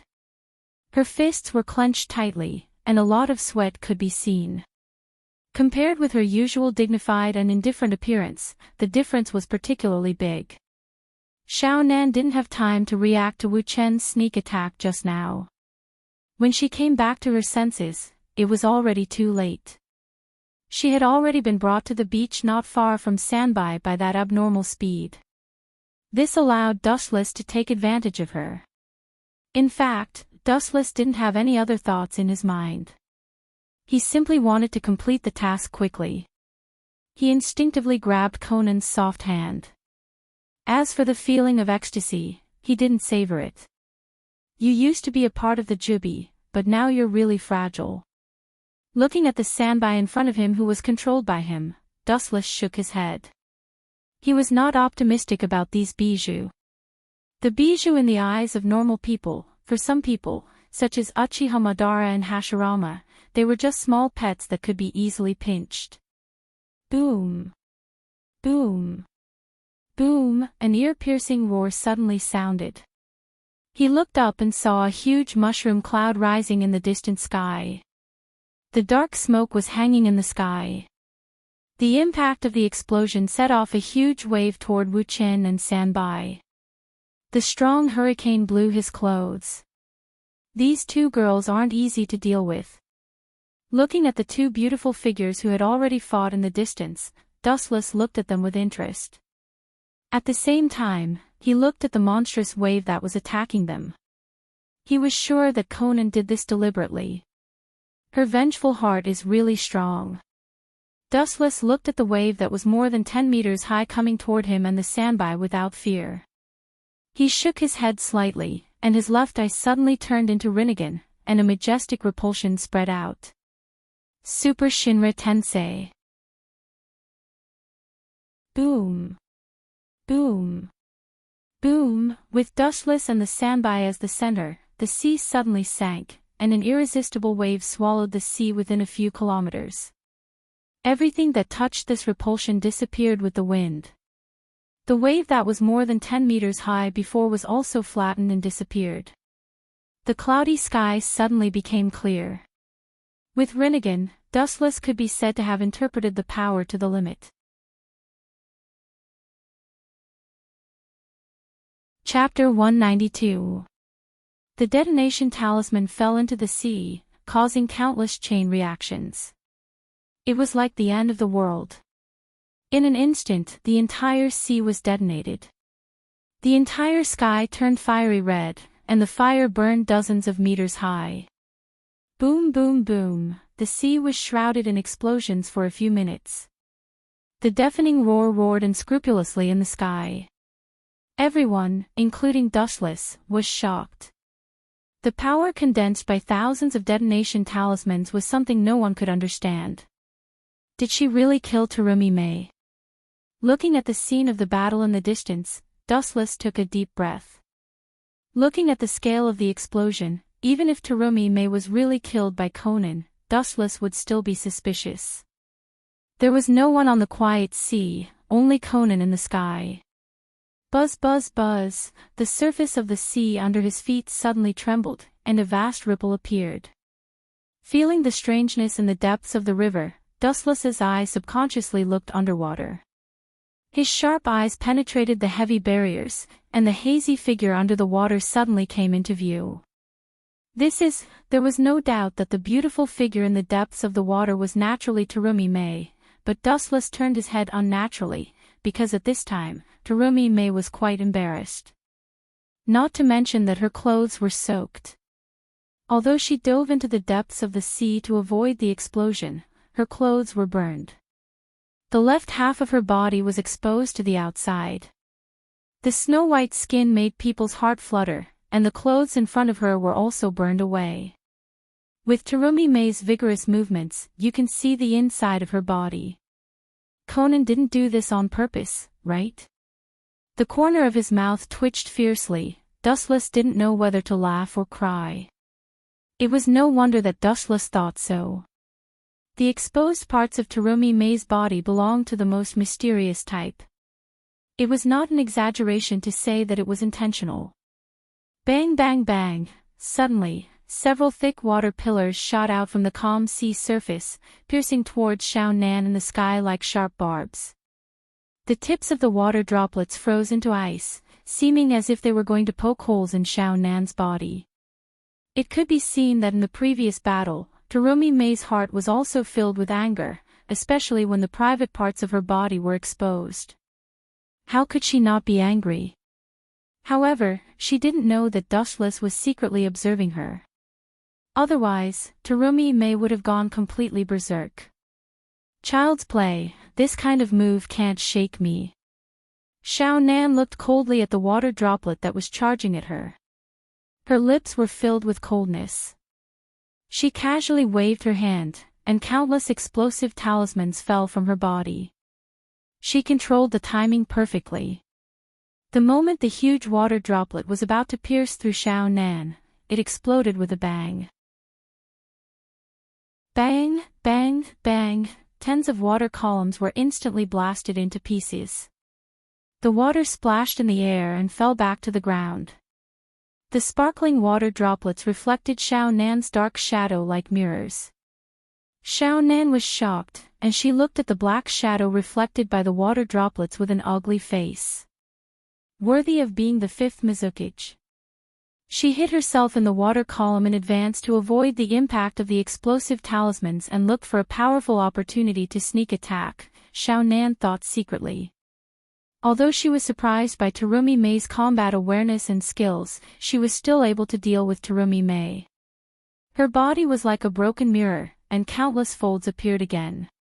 Obviously, Xiao Nan had realized the existence of Terumi Mei behind her. Want to escape? It's not that easy. Terumi Mei's mouth raised a cold smile, and her gem-like pupils emitted a sharp cold light.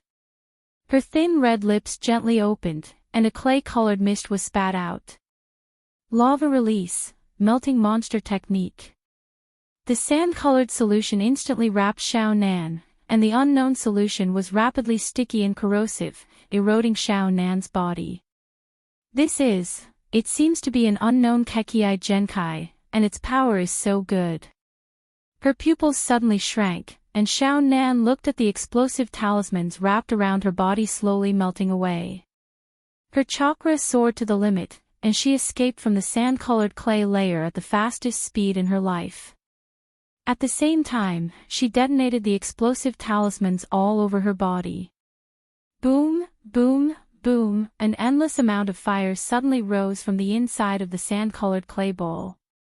The blazing fire spread out along with the endless waves of air. The corrosive liquid that was wrapped around the ball was pushed to the sides. Only then did Xiao Nan escape from it safely. Sure enough, I can't be careless. Xiao Nan's eyebrows slightly wrinkled, and the murderous intent on her face gushed out like a tide. Xiao Nan looked at the proud Terumi Mei, and her eyes were even colder.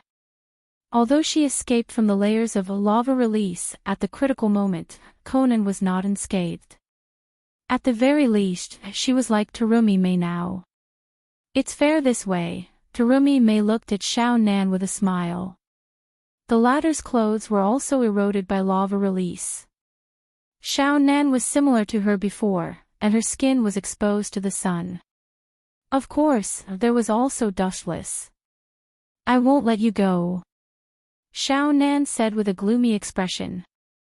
A cold aura emerged between her brows, trying to drive away the unnaturalness on her face. After all, Wu Chen was watching this scene with relish in the distance. It's really a rare scene in 100 years. It seems that my Tensigen's insight ability can finally come in handy. Although the location of the battle was a few kilometers away, Dustless could still clearly perceive that Conan and Terumi Mei were almost in a state of undress. At the moment, he exerted the insight ability of Tensigen to the limit. The situation of Xiao Nan and Terumi Mei was naturally in his eyes. The corner of his mouth raised a strange smile. It was also fun to watch the fight between the two heaven's favored children. Chapter 193. In the hot room filled with steam, one couldn't even see their own fingers. Everywhere was filled with thick fog, and everything was gray. Looking at the ground, a luxurious pool quickly came into view. Bubbles gushed out from the bottom of the pool from time to time.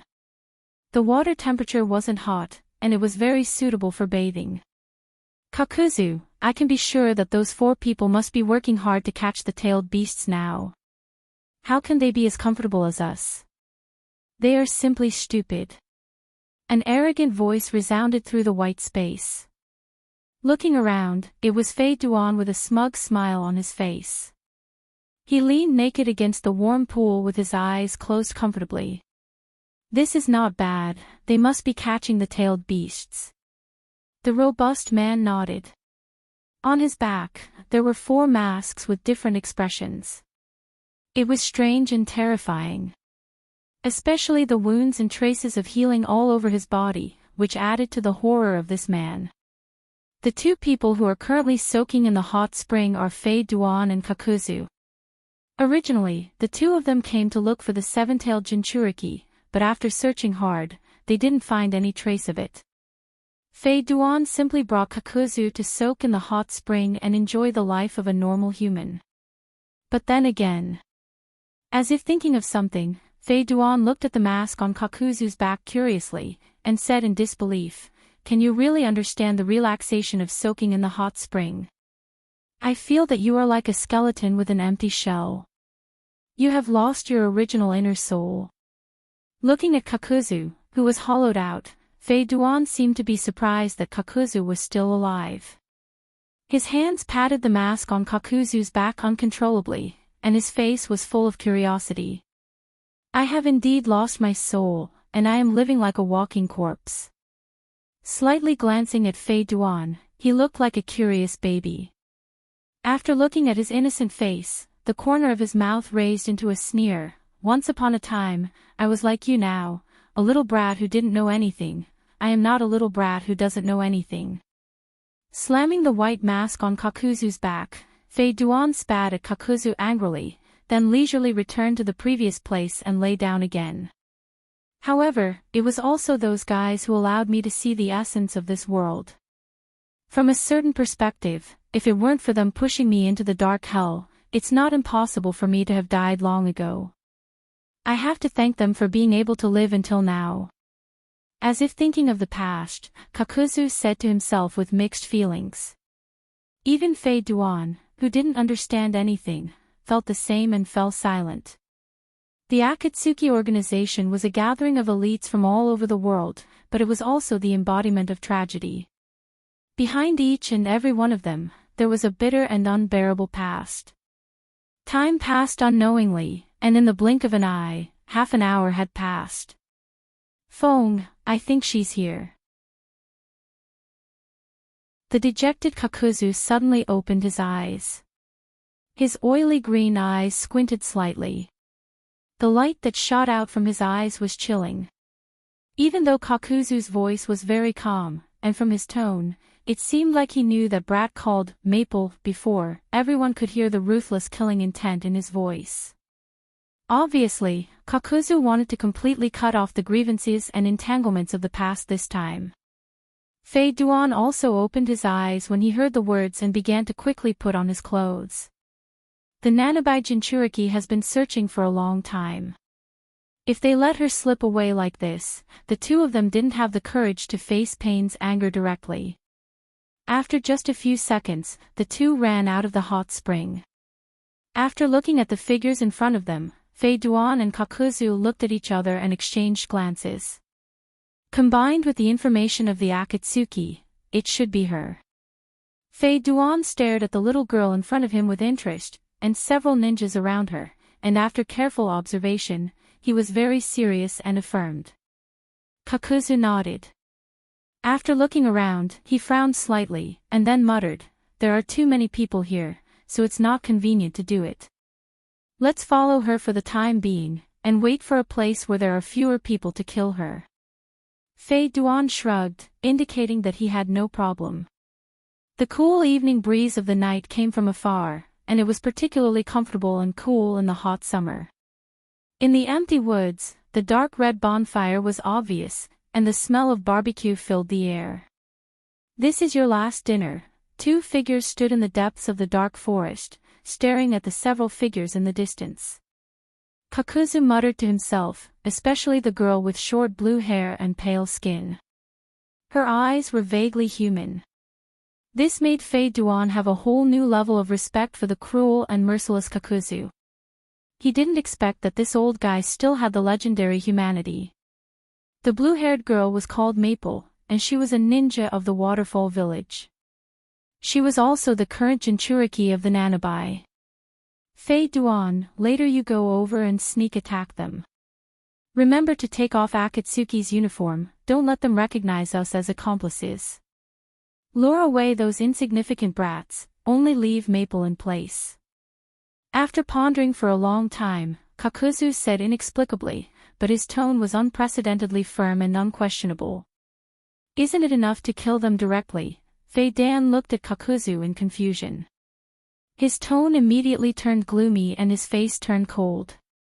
He looked at Kakuzu and said sarcastically, Kakuzu, don't tell me that it's because of that ridiculous sympathy in your heart that you're planning to let that little girl's 7 tails go. Sympathy? Bullshit, after so many years, you still don't understand me, Fei Duan. Glancing at Fei Duan, Kakuzu sneered again and again, and then looked at the Waterfall Village ninjas who were singing and dancing around the bonfire, and his eyes were filled with monstrous hostility and beast-like madness. He smiled and said, You are too stupid, Fei Duan, you still can't see my purpose, it's really disappointing. Don't you think it's interesting to be killed by the person you trusted the most in the past? Chapter 194. Haydn looked at the crazy Kakuzu with astonishment. He didn't expect Kakuzu to have such a vicious idea. This kind of insidious killing method can no longer be described as vicious, it's simply insane. Then I'll accompany you in this play, but this won't happen again. Looking at the ruthless expression on Kakuzu's face, Haydn nodded uncomfortably. In his heart, he secretly slandered Kakuzu. If he angered this old man, maybe he would join forces with Sasori to capture him, and then make Sasori into a material specimen. Fei Duan knew that Scorpion of the Red Sand was after his body. After saying that, Haydn took off his black trench coat of the Akatsuki, revealing his strong physique. His whole body had indescribable curves. Without waiting for Kakuzu to speak, Haydn jumped out with his 3-section great scythe in his hand. His expression was fierce, and his whole body was like a hurricane. Against the backdrop of the night, Haydn was like a death god coming out of the forest. Especially the cold light of the 3-section great scythe, it made people's scalp numb, and their nerves almost collapsed. Who is it? Although these ninjas of Waterfall Village are still young and weak, they are not rookies. At least, they can distinguish murderous aura. So when Haydn deliberately released his murderous aura, these kids noticed it. Useless trash, of course, I'm the one who will tear you to pieces. Haydn's cheeks were ferocious. He was the slowest person in the Akatsuki, but for these kids who haven't experienced the world, his speed was absolutely unparalleled. Pucci. A cold light flashed in the dark night sky, and they could vaguely see a young figure being cut in half at the waist. He didn't even have the strength to fight back. Haydn was ferocious like a wolf in a flock of sheep. He seemed to have forgotten the task given to him by Kakuzu. For a time, he just enjoyed the pleasure of killing. In just a few minutes, the ninjas of the Waterfall Village were slaughtered. Useless bastard, it seems that it's my fault. I shouldn't have overestimated his IQ. The corner of Kakuzu's mouth twitched violently as he secretly scolded himself for being an idiot. How could someone like Fei Duan, who was easily controlled by emotions, casually give him a mission?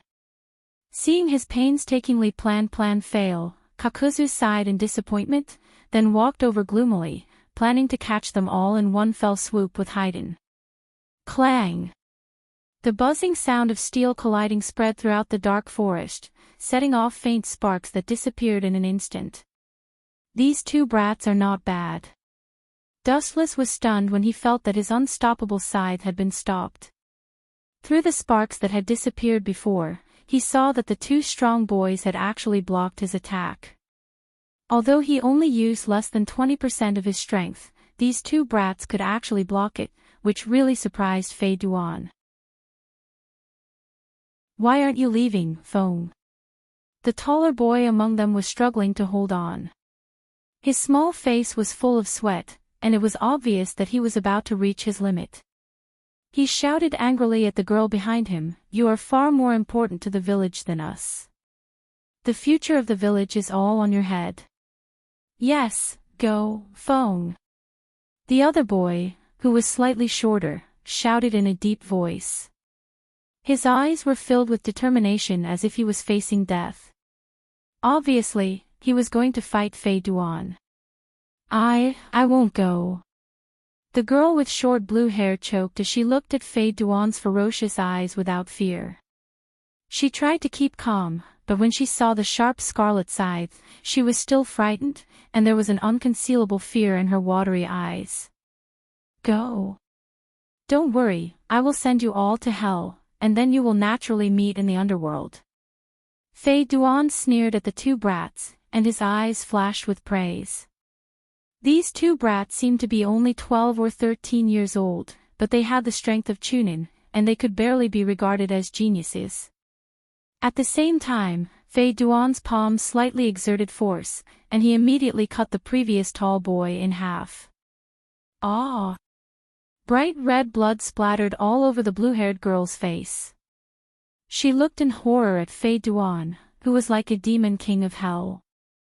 Maple finally gave up on the insistence in her heart, and quickly ran back into the dark forest behind her.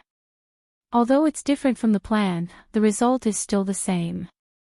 Seeing this scene, Kakuzu immediately followed without hesitation, and his green eyes were shining with a fierce light, and he rushed up like a ghost. For Kakuzu, who had the strength of a Kage, it was easy to catch up with such a little girl. Who are you? Kakuzu. Feng thought that the person in front of her was an accomplice of Faye Duan, and she thought that she would die on the spot, but after waiting for a long time, the person in front of her didn't kill her. She opened her eyes in horror, and what reflected in her cheeks was an unexpectedly familiar face.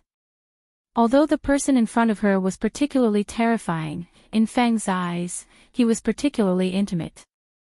Yo, Feng, it's been a long time. The feeling Kakuzu gave at this moment was completely different. His face was ferocious, but he had a warm smile, although it looked a bit strange. Whoa! Feng immediately lay on Kakuzu's leg and began to sob. Her tear-stained face bloomed with an angelic smile, full of hope. She pointed to the place behind her and cried, "All the ninjas in the village were killed by that scythe bastard, you must avenge them." The scythe bastard Feng was talking about was undoubtedly Faye Duan. Of course, no problem, I will definitely kill that scythe bastard and avenge your friends.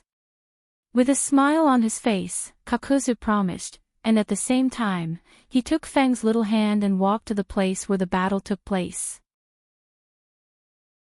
However, as if she couldn't wait, Feng left Kakuzu behind and ran alone to the place where the battle took place. If you want to hate that you were born in an ugly village like the Waterfall Village. Goodbye, Feng. With a cold smile on his face, Kakuzu took the opportunity to throw the black kunai in his hand straight toward the little girl's abdomen. Chapter 195. Puchi. The sharp dagger pointlessly pierced through the girl's abdomen, leaving a bloody hole in her body. The hideous wound was a mess of flesh and blood. Intense pain instantly spread throughout her body. Young Lady Maple couldn't bear it and fell to the ground. She rolled and crawled a few times before stopping. Yo, Kakuzu, you're finally done. Haydn looked at Kakuzu and waved his hand, indicating that he was here. However, he was ignored by Kakuzu, who didn't even look at him. This made Haydn very angry, and he cursed Kakuzu for burning the bridge after crossing the river. How do you feel, Maple? Kakuzu's face was expressionless as he looked at the half-dead Maple. His voice wasn't as gentle as before. Instead, it was cold and filled with killing intent. I'm not asking you how painful your wounds are. I'm asking you how it feels to fall from heaven to hell. Is it unforgettable? Kakuzu's voice was filled with killing intent as he looked at the half-dead Maple. Kakuzu's voice was filled with killing intent.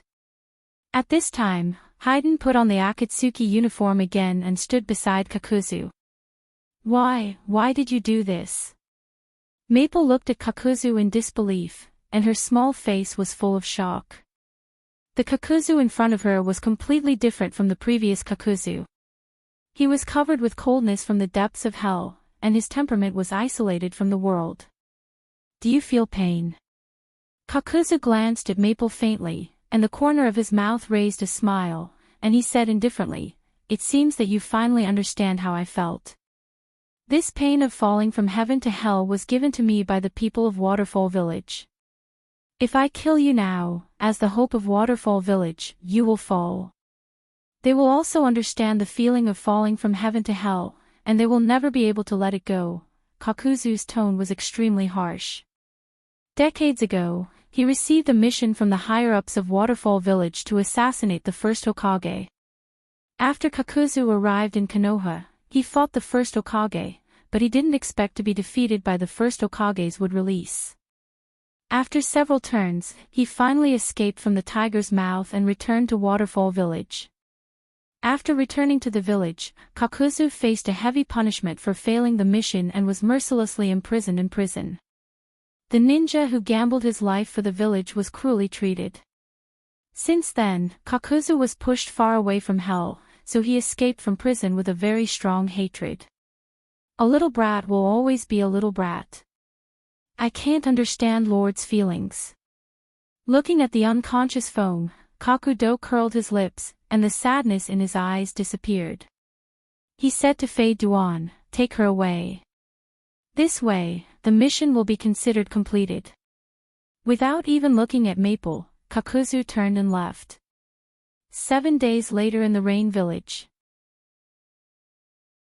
The first group to return was naturally Dustless and Conan, the second was Kakuzu and Haiden, and the last was Uchiha Itachi and Kisame. Under Pain's force, although Sasori and Deidara still had contradictions, they successfully formed a new team. All the wild-tailed beasts were collected. Dustless thought that the matter was over, but he didn't expect that Uzumaki Nagato's brain was twitching, and he continued to make money. According to Pain, it was to gather a lot of money for future use. However, whether it was Dustless or the other members of the Akatsuki, they all scoffed at Pain's statement. Therefore, after the collection of tailed beasts was completed, in addition to the Jinchuriki of the major ninja villages, the members of the Akatsuki began to embark on the task of earning extra money, accepting various tasks all day long to earn a lot of money. This work took a few more years. Uzumaki Naruto finally graduated. It's really hard, but this day has finally come. In a dark room unknown to others, Dustless looked at Zetsu in front of him, nodded with satisfaction, and breathed a sigh of relief. The day he had been waiting for finally came. Just yesterday, Uzumaki Naruto finally graduated successfully and became a genin, and so did Uchiha Sasuke. But Uzumaki Naruto's ability to resist attacks is really strong.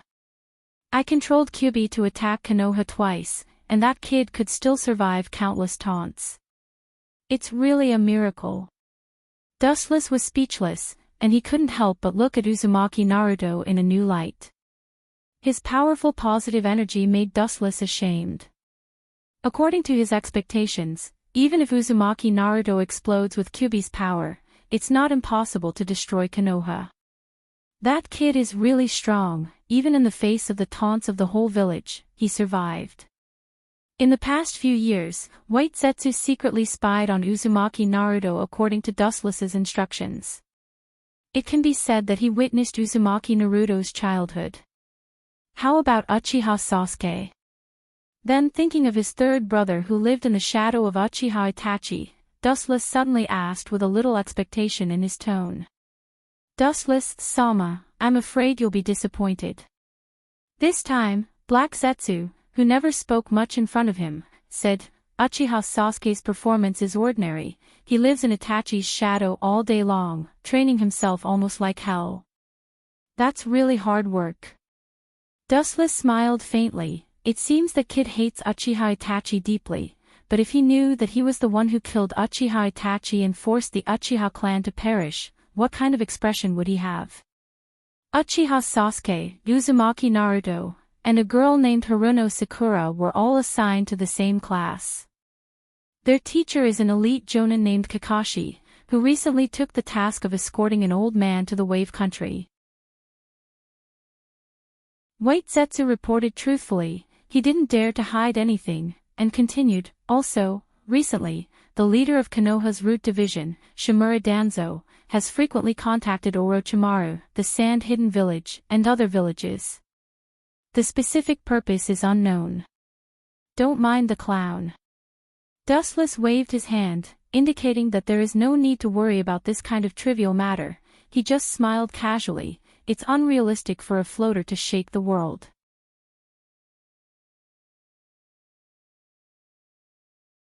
Chapter 196. Shimura Danzo's dream of being the Hokage will never be extinguished. As long as he doesn't become the Hokage, or if he doesn't die, his dream of being the Hokage will always burn in his heart, driving away his reason until the day he becomes the Hokage. But this is a good opportunity to take advantage of it. With a cold smile on his face, Dustless secretly despised Shimura Danzo. He's afraid that he wants to use this Chunin exam as an opportunity to attack Sandame's prestige. It's best if he can pull Sandame down from the position of Hokage and replace him. Dustless, Sama, you mean? White Setsu looked at Dustless with a puzzled face. Black Setsu was silent, pretending not to know anything, and just quietly waiting for Dustless's explanation. Dustless just smiled faintly and didn't say much. After a moment of contemplation, he suddenly formed a seal with one hand, and the ground suddenly cracked, and 3 rotten coffins suddenly emerged from the depths of the ground. Sandame has lived for most of his life, and he knows too many things. He's an antique from decades ago, and his time has come to an end. There are many people who want him dead, so we don't need to do anything. Dustless quietly looked at the 3 coffins in front of him, and he sneered again and again. The 3 coffins in front of him were the first Hokage, second Hokage, and fourth Hokage. In fact, when he attacked Konoha 12 years ago, Dustless secretly transferred the bodies of Hashirama and Tobirama. At that time, although Hashirama's Edo Tensei body was destroyed by him using Inyang release, his soul was not sealed. The same was true for Tobirama. As long as he used Edo Tensei again, he could still summon the 2 of them. As for Minato, he was directly killed by Dustless, and his body was perfectly preserved until now. Is it possible that Dustless, Sama means to give Orochimaru the bodies of the Hokage? Black Setsu immediately understood Dustless's meaning. Orochimaru's grievances with Sandame are known to the world. I'm afraid that after getting these precious corpses, he will immediately attack Konoha during the Chunin exam. The grudges between Orochimaru and Sandame are not shallow, the 2 can even be said to be irreconcilable existences. If there is an opportunity to kill Sandame, he will not let it go. Indeed, let Orochimaru help me kill Sandame-sama, there is no need for us to do it ourselves. Dustless nodded slightly and admitted indifferently, then immediately frowned. Orochimaru was also a scheming person. If these 3 coffins were sent to his door like this, even if he was stupid, he would know that someone was cheating him. Because the corpses of Shodame, Nidame, and Yondame have completely disappeared since Dustless attacked Konoha. Suddenly jumping to the door of Otogakure, Orochimaru was suspicious. It's good to pass them to Orochimaru through Kabuto's hands. After pondering for a while, Black Setsu suggested, Kabuto is Orochimaru's spy. We can pass the corpses of the past Hokage to him through his hands. Orochimaru should not be suspicious if it's from his trusted hands. This is a good idea, it's worth a try. Dustless nodded. Orochimaru really trusted Kabuto and regarded him as his right-hand man. It's better to give the corpses of the past Hokage to Orochimaru than Dustless himself. Put all the corpses of the past Hokage in Danzo's root, with the corner of his mouth raised in disdain, Wuchen sneered. In this way, the origin of the corpses can be clearly explained. Orochimaru knew Shimura Danzo's way of doing things, and he knew that Shimura Danzo was the one who secretly hid the corpses of Hokage and used them to secretly study forbidden jutsu. Orochimaru is eager for the abilities of Shodame and Nidame, who are deified by the world. Now with the help of Minato's corpse, I think he will completely tear apart Konoha's face. He can't wait to implement his plan of destruction. Shimura Danzo is also trying to be clever, and in the end, he only benefited Tsunade. Dustless said. Orochimaru's attack on Konoha was not worried at all. Instead, it was Shimura Danzo who led the wolf into the house. The so-called Chunin exam was nothing more than a blow to Sandame's prestige. As a result, Orochimaru, a ferocious snake, bit Sandame to death, and Konoha itself suffered great losses. And in the end, the person who got the throne of the fifth Hokage was Tsunade. Zetsu, send the corpses of the three to the root. Remember to do it quickly and without leaving any traces. Remember not to let others find out that it has something to do with us. Dustless waved his hand at Zetsu with a dignified tone. Understood, Dustless, Sama. Zetsu nodded, and then his body sank into the depths of the ground. The three coffins Dustless summoned before also disappeared. Obviously, they were taken to Konoha by White Zetsu. Zetsu's action was fast enough. Of course, he didn't have the courage to disobey Dustless's order. That night, he sent the corpses of the past Hokage to the root. And in just a few days, Kabuto, who was secretly responsible for contacting Shimura Danzo, accidentally found the corpses of the past Hokage, and without any hesitation, he stole them and gave them to Orochimaru. This was also the reason why the Kyuubi broke out again a few years ago, and the root department was destroyed on a large scale. Otherwise, with Kabuto's strength, he wouldn't have been able to steal anything from the root department. After Orochimaru got the corpses of the first, second, and third Hokage, he was like a treasure. Almost all day long, he worked hard in the laboratory. Just like Dustless thought, at first, he suspected that someone was tricking him, and even guessed that Kabuto had been bribed, but as time passed, Orochimaru's suspicion faded. Kabuto had no reason to betray him, and the corpses of the past Hokage were also real. Orochimaru also felt that Kabuto's origin was reasonable. He knew Shimura Danzo's ambition. As Dustless expected, Orochimaru began to plan a sneak attack on Konoha in detail. He was determined to wait until the Chunin exam to completely wipe out Konoha's ninja village.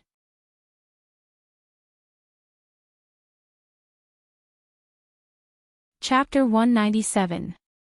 Since Orochimaru got the corpses of the Hokage, he carried out a series of crazy experiments, such as human experiments, cell experiments, and the so-called curse experiments. Everything related to the Hokage's corpses was forcibly added by Orochimaru. Even if most of them were insignificant, they couldn't resist Orochimaru's enthusiasm. In Orochimaru's laboratory, there were a lot of green liquid gas, all of which were his various experimental bodies. Everyone couldn't help but sigh at Orochimaru's dedication to the Hokage's corpses.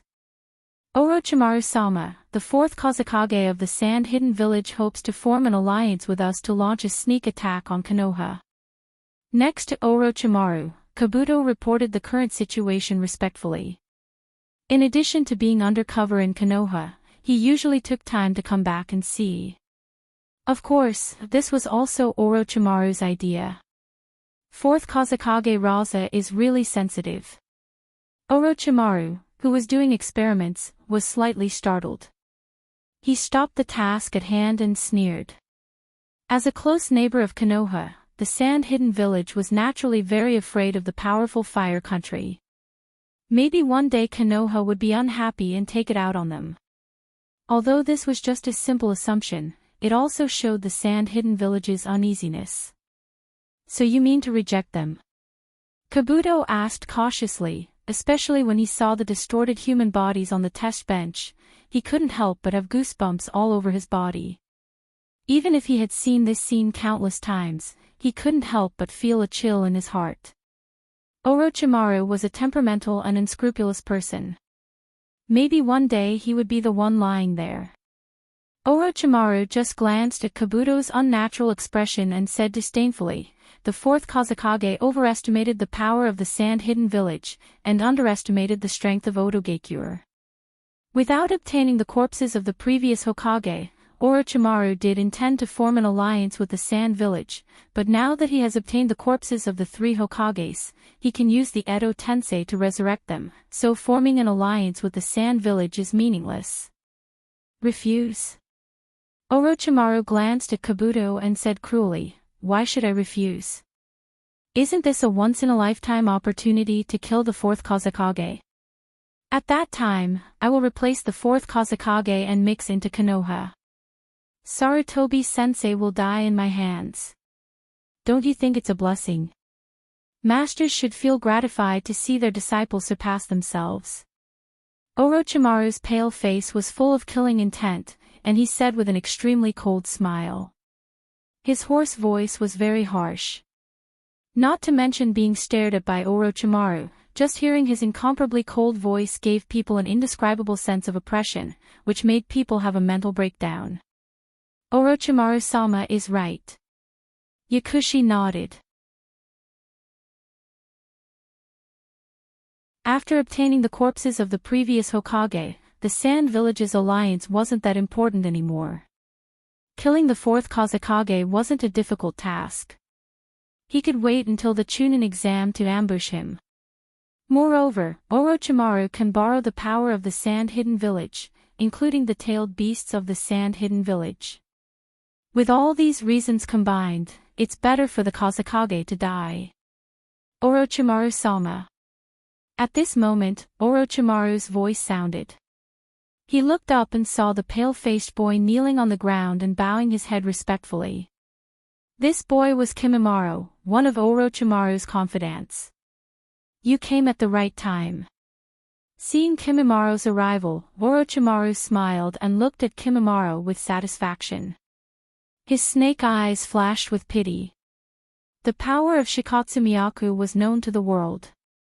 Kimimaro should have been the most suitable vessel for reincarnation, but he was suffering from an incurable disease. "What do you think of my plan?" Orochimaru looked at Kimimaro expectantly and asked with interest. Kimimaro wasn't only strong, but his thinking ability was also good.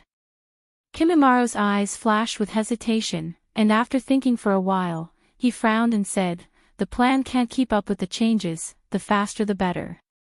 I suggest that we immediately use the negotiation as an excuse to lure the 4th Kazekage out of the Sand Hidden Village, and then join forces to kill him." "It makes sense." Orochimaru nodded when he heard this. If he waited until the day of the Chunin exam, it might be too late. Only by killing the Kazekage now can he use his identity as a Kazekage to maximize his value. 2 days later, I will send someone to lure the 4th Kazekage out of the Sand Hidden Village, and we will besiege him. Looking at Kimimaro's appreciative eyes, Orochimaru said with a gloomy voice. The murderous intent in his snake eyes was particularly obvious. He didn't dare to say that he would fight with Kimimaro alone. After all, he was a Kage. In the rain-hidden village, in a dark room with dirty lights, Dustless was leisurely lying on the soft sofa. Frankly speaking, ever since he entered Akatsuki these past few years, he had never been leisurely. He was busy all day long with the so-called mission. This was the so-called working to earn extra money. Of course, Kakuzu, who loved money as much as his life, was more than happy to do this. He was the most hard-working one. Dustless-sama, Orochimaru has sent his men to contact the Kazekage, but he doesn't seem to intend to form an alliance with the Kazekage. Instead, he secretly took a few confidants to ambush the Kazekage in advance. It seems that he wants to attack the Kazekage. White Zetsu stared at Dustless, who was lying on the sofa, and seriously reported the situation of Orochimaru. He didn't dare to hide anything. Dustless just nodded silently and frowned. He didn't expect Orochimaru to kill the Kazekage at this time. Fine, let him be. He's helping me by doing this. With a smile on his face, Dustless was no longer entangled. His eyes flashed with a dazzling light. The Sandaime knew too many secrets. Uchiha Itachi's condition for joining the Akatsuki was that he wasn't allowed to attack Konoha. Now, using Orochimaru's hand to kill the third Hokage is the most appropriate.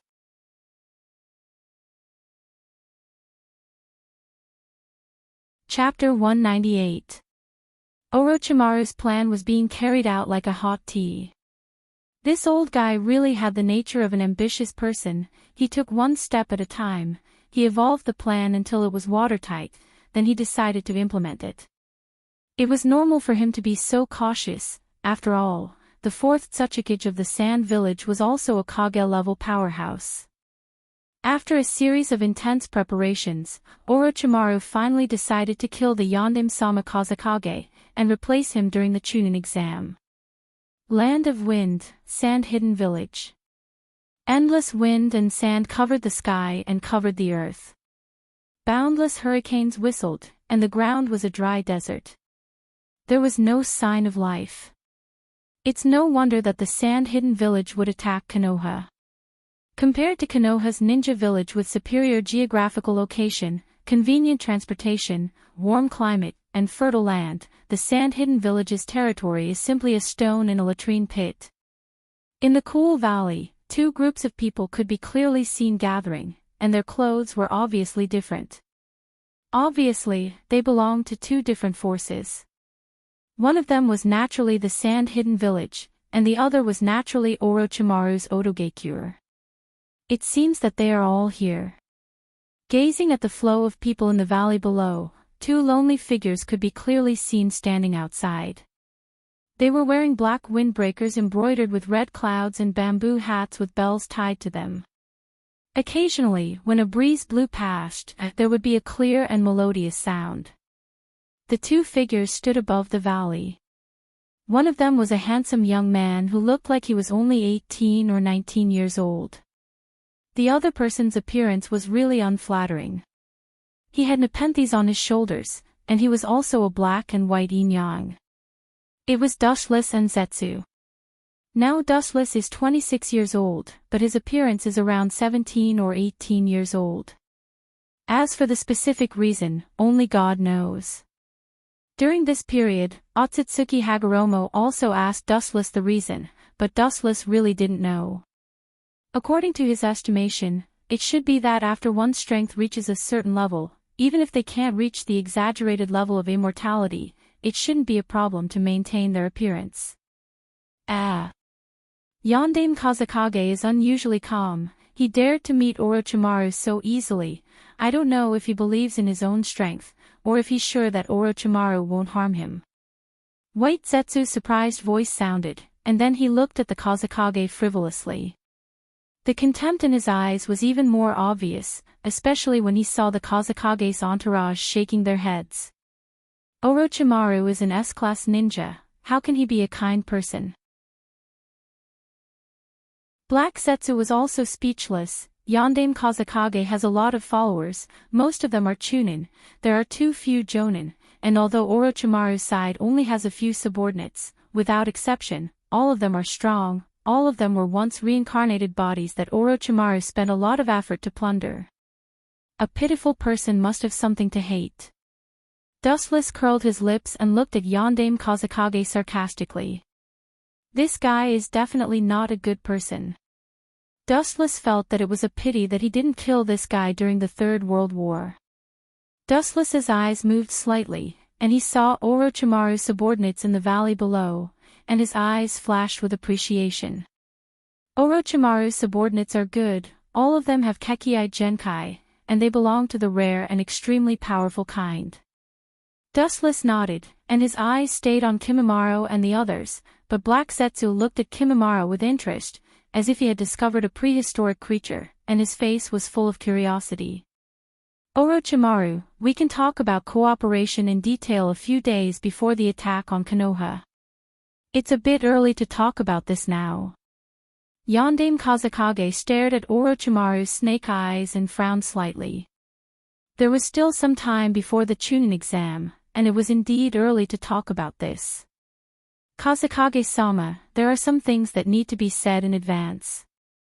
Orochimaru's pale face raised a smile, and there was a beast-like gaze hidden in the depths of his snake eyes. Yondaime Kazekage frowned slightly and looked at Orochimaru's subordinates behind him, and he nodded and chuckled, as expected of one of the Sannin. Orochimaru, your subordinates are all phoenixes. After saying that, Yondaime Kazekage walked towards Orochimaru, and his demeanor was quite amiable, giving a feeling of a spring breeze, as if they were brothers who hadn't seen each other for many years. They are indeed very good. Orochimaru nodded and accepted all the praise of Yondaime Kazekage, because this is an undeniable fact. His subordinates are all top-notch experts, and they can't even enter his eyes, and they aren't even qualified to be experimental subjects. Seeing Yondaime Kazekage striding towards him, Orochimaru's mouth curled into a cold smile. They are naturally very good. If they weren't good, how would I dare to ambush and kill Kazekage-sama? Wouch. After saying that, Orochimaru's body shuttled like lightning, crossing layers of space, and almost instantly appeared in front of Yondaime Kazekage, and under Yondaime Kazekage's horrified gaze, Orochimaru waved his sword of Kusanagi, and the cold light directly swept towards Yondaime Kazekage. Puchi!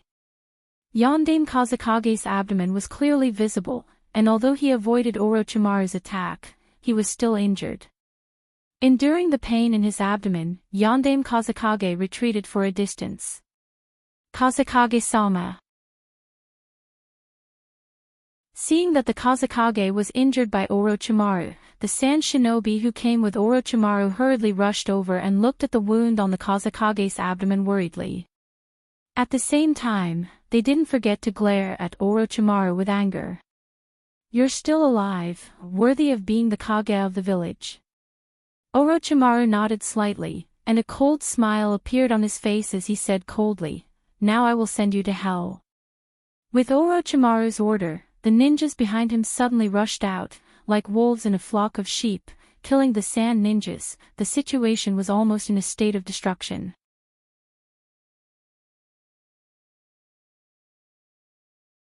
Chapter 199. Orochimaru smiled as he looked at Kazekage, who was covered in cold sweat. His expression became even colder and indifferent, and his eyes were as sharp as a knife without any emotion. What do you want, Orochimaru? Do you think you can have peace after offending the sand and Otogekure? Suppressing the stinging pain in his chest, the Kazekage glared at Orochimaru, his eyes flashed with a sinister light, like a dying beast. His eyes were filled with hysterical madness. It's not difficult to see that if he wasn't limited by his injuries, the Kazekage would definitely fight Orochimaru to the death. Haven't you figured out the situation yet? No wonder the sand village is in a mess in your hands. Kimimaro stepped forward indifferently, and his tone was emotionless. He looked at the pale Kazekage indifferently. His emotionless eyes were no different from looking at a dead man. Bastard, how dare you boast so shamelessly? Didn't Orochimaru, that old bastard, teach you how to respect your elders? Get out of my way.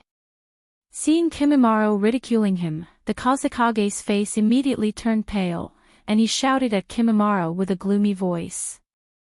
At the same time, he released his murderous aura, trying to crush Kimimaro's will.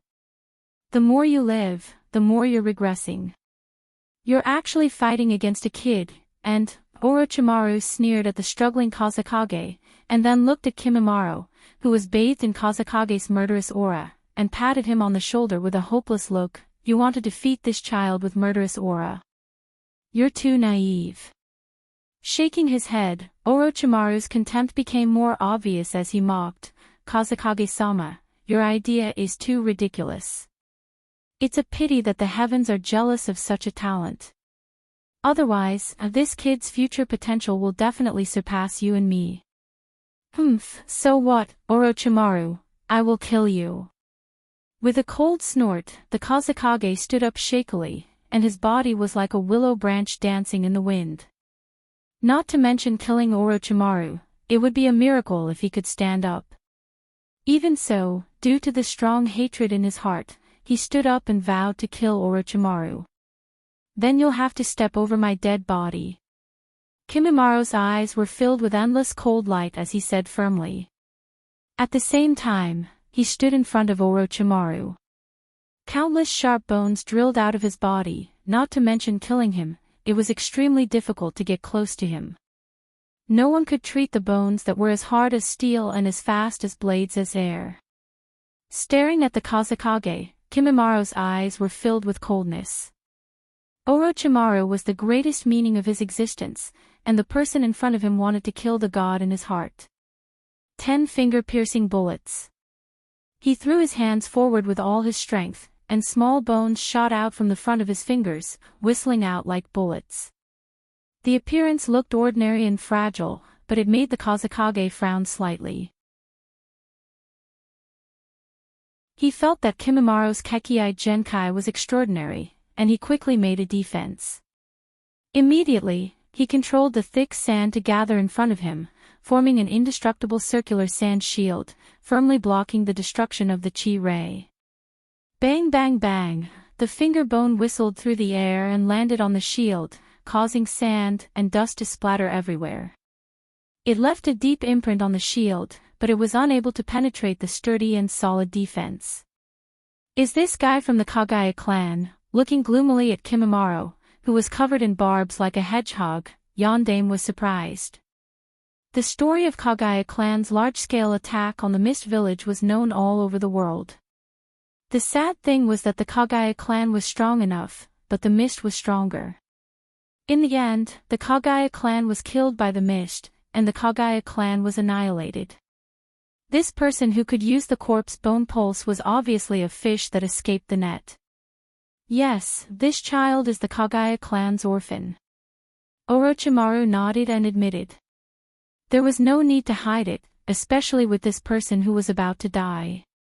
The Kagaya clan was a fighting clan, and the whole clan was like a wild beast. They were crazy, and they attacked the Mist Village without fear of death. So what, a mere Kagaya clan can't make a big wave. Holding back the boiling anger in his heart, Raza's chakra began to rage as he stared at Orochimaru behind Kimimaro, and his killing intent broke out uncontrollably. Magnet release, golden sand burial. Countless sand on the ground seemed to be driven by magic as it wrapped around Raza, Orochimaru, and Kimimaro. The momentum was monstrous, almost covering the entire sky. Boundless sand surged over like a flowing river, endless and unending. Moreover, the thickness of this sand was obviously not ordinary. Countless metals were shining within it. Worthy of being the Kage of the village, he's still so brave even when injured. Dustless and Zetsu were watching the battle from the top of the canyon. Seeing the Kazekage use a large-scale magnet release, Zetsu was amazed. He seemed to be surprised by the Kazekage's fatality. That's his full blow, and it can be regarded as a dying light. At that time, Orochimaru won't even need to do anything. Maybe if you don't try so hard, you might still be able to run to the sand-hidden village to inform them. You're just an ignorant fool. Looking at the Kazekage fighting in the canyon below, Zetsu's voice was extremely hoarse.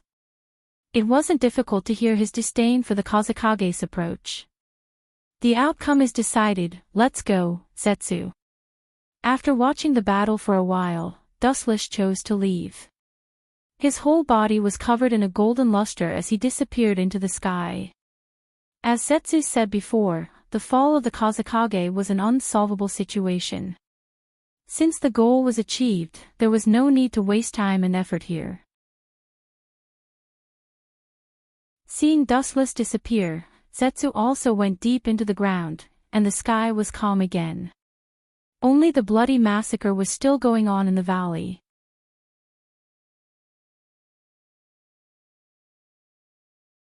Chapter 200.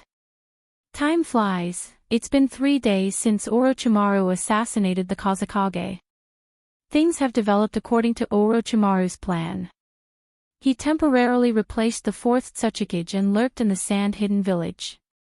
With the help of the sand-hidden village, he perfected his Konoha collapse plan. At the same time, he mobilized the sand-hidden village's elite ninjas to attack Konoha. Orochimaru's plan was in full swing, and soon it took shape. On the other side, Team 7, who were carrying out the mission in the Land of Wave, finally completed the mission and were on their way back to Konoha. After this battle, Team 7 finally became a little bit better. At least, Kakashi thought so. Whether it was Uzumaki Naruto or Uchiha Sasuke, they obviously matured a lot after this mission. The night sky was particularly peaceful, and several figures could be clearly seen around the campfire. Looking closely, it was Team 7 led by Kakashi. However, because it will take a lot of time to return to Konoha, and there was no hotel around, the four of them had no choice but to sleep in the wild. Fortunately, everyone was a ninja. It was inevitable that unexpected things would happen during the mission, so they all brought tents and compressed biscuits with them. However, as the saying goes, there are exceptions to everything. Kakashi-sensei once said that we are in the same team. We should help each other and pay attention to teamwork. So hurry up and give me some of your food. Lord Naruto's stomach is already growling, and he needs your help. The kid with golden hair and a few whiskers on his face looked expectantly at the black-haired boy in front of him, but he was miserably ignored. He immediately shouted angrily, "Sasuke, I'm talking about you." There was no doubt that the blonde boy was Uzumaki Naruto, and the black-haired boy was Uchiha Sasuke. Uchiha Sasuke just looked at the indignant Uzumaki Naruto with disdain, then looked at Uzumaki Naruto's belly, and sneered contemptuously, "Often, a ninja's duel depends on strength, but you really need to rely on your belly to fight. Naruto, you are indeed the #1 ninja in the school." "What did you say?" Uzumaki Naruto was like a cat whose tail was stepped on. He stood up and stared at Uchiha Sasuke with his dark blue pupils. Staring at his unmoved face, Naruto felt particularly annoyed, and he couldn't wait to kick him. "Naruto, Sasuke is right.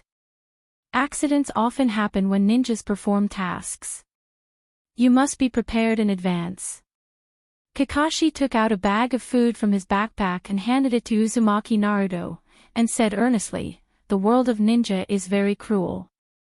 There is no morality. You have to be prepared for a rainy day." I understand, Kakashi-sensei." Uzumaki Naruto picked up the food and ate it directly, ignoring Kakashi's words. He didn't even look at him. Obviously, he didn't listen to him. "Brat, you don't understand human language." Kakashi smiled bitterly when he saw this. He knew that Uzumaki Naruto treated his words as a fart. He shook his head and was too lazy to talk nonsense with him. After all, some things need to be done by himself. He just continued to eat compressed food to replenish the physical strength consumed during the day. The atmosphere quickly fell into silence, and only the sound of food being eaten could be heard. Uchiha Sasuke was extremely fast and neat no matter what he did.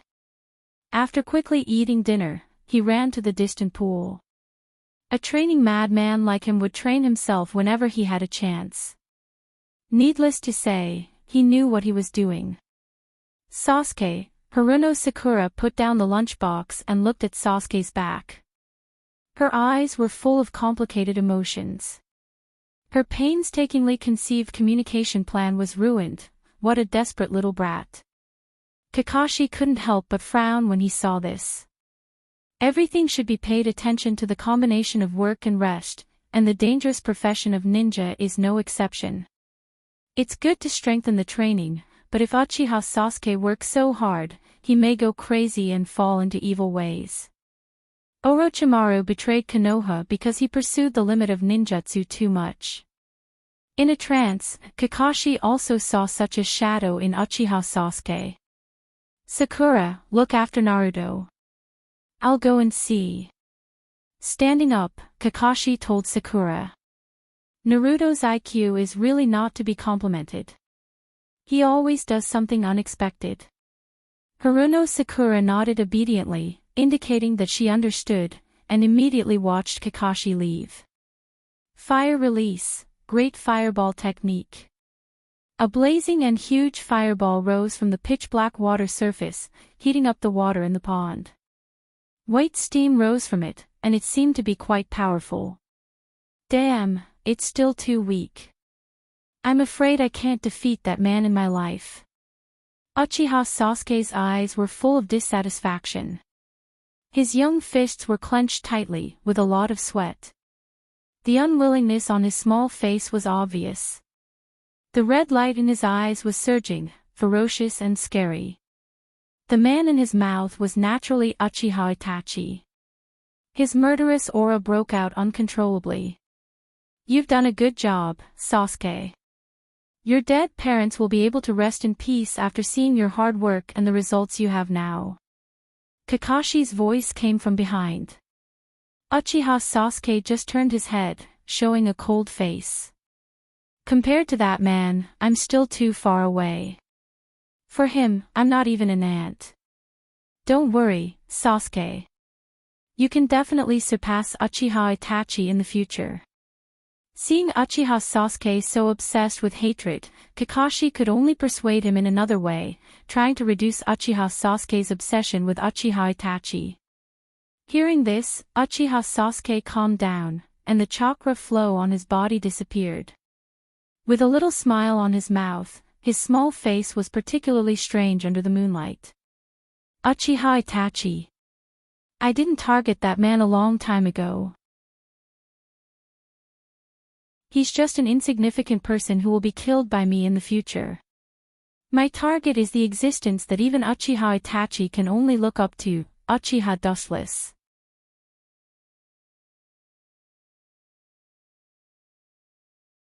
Chapter 201.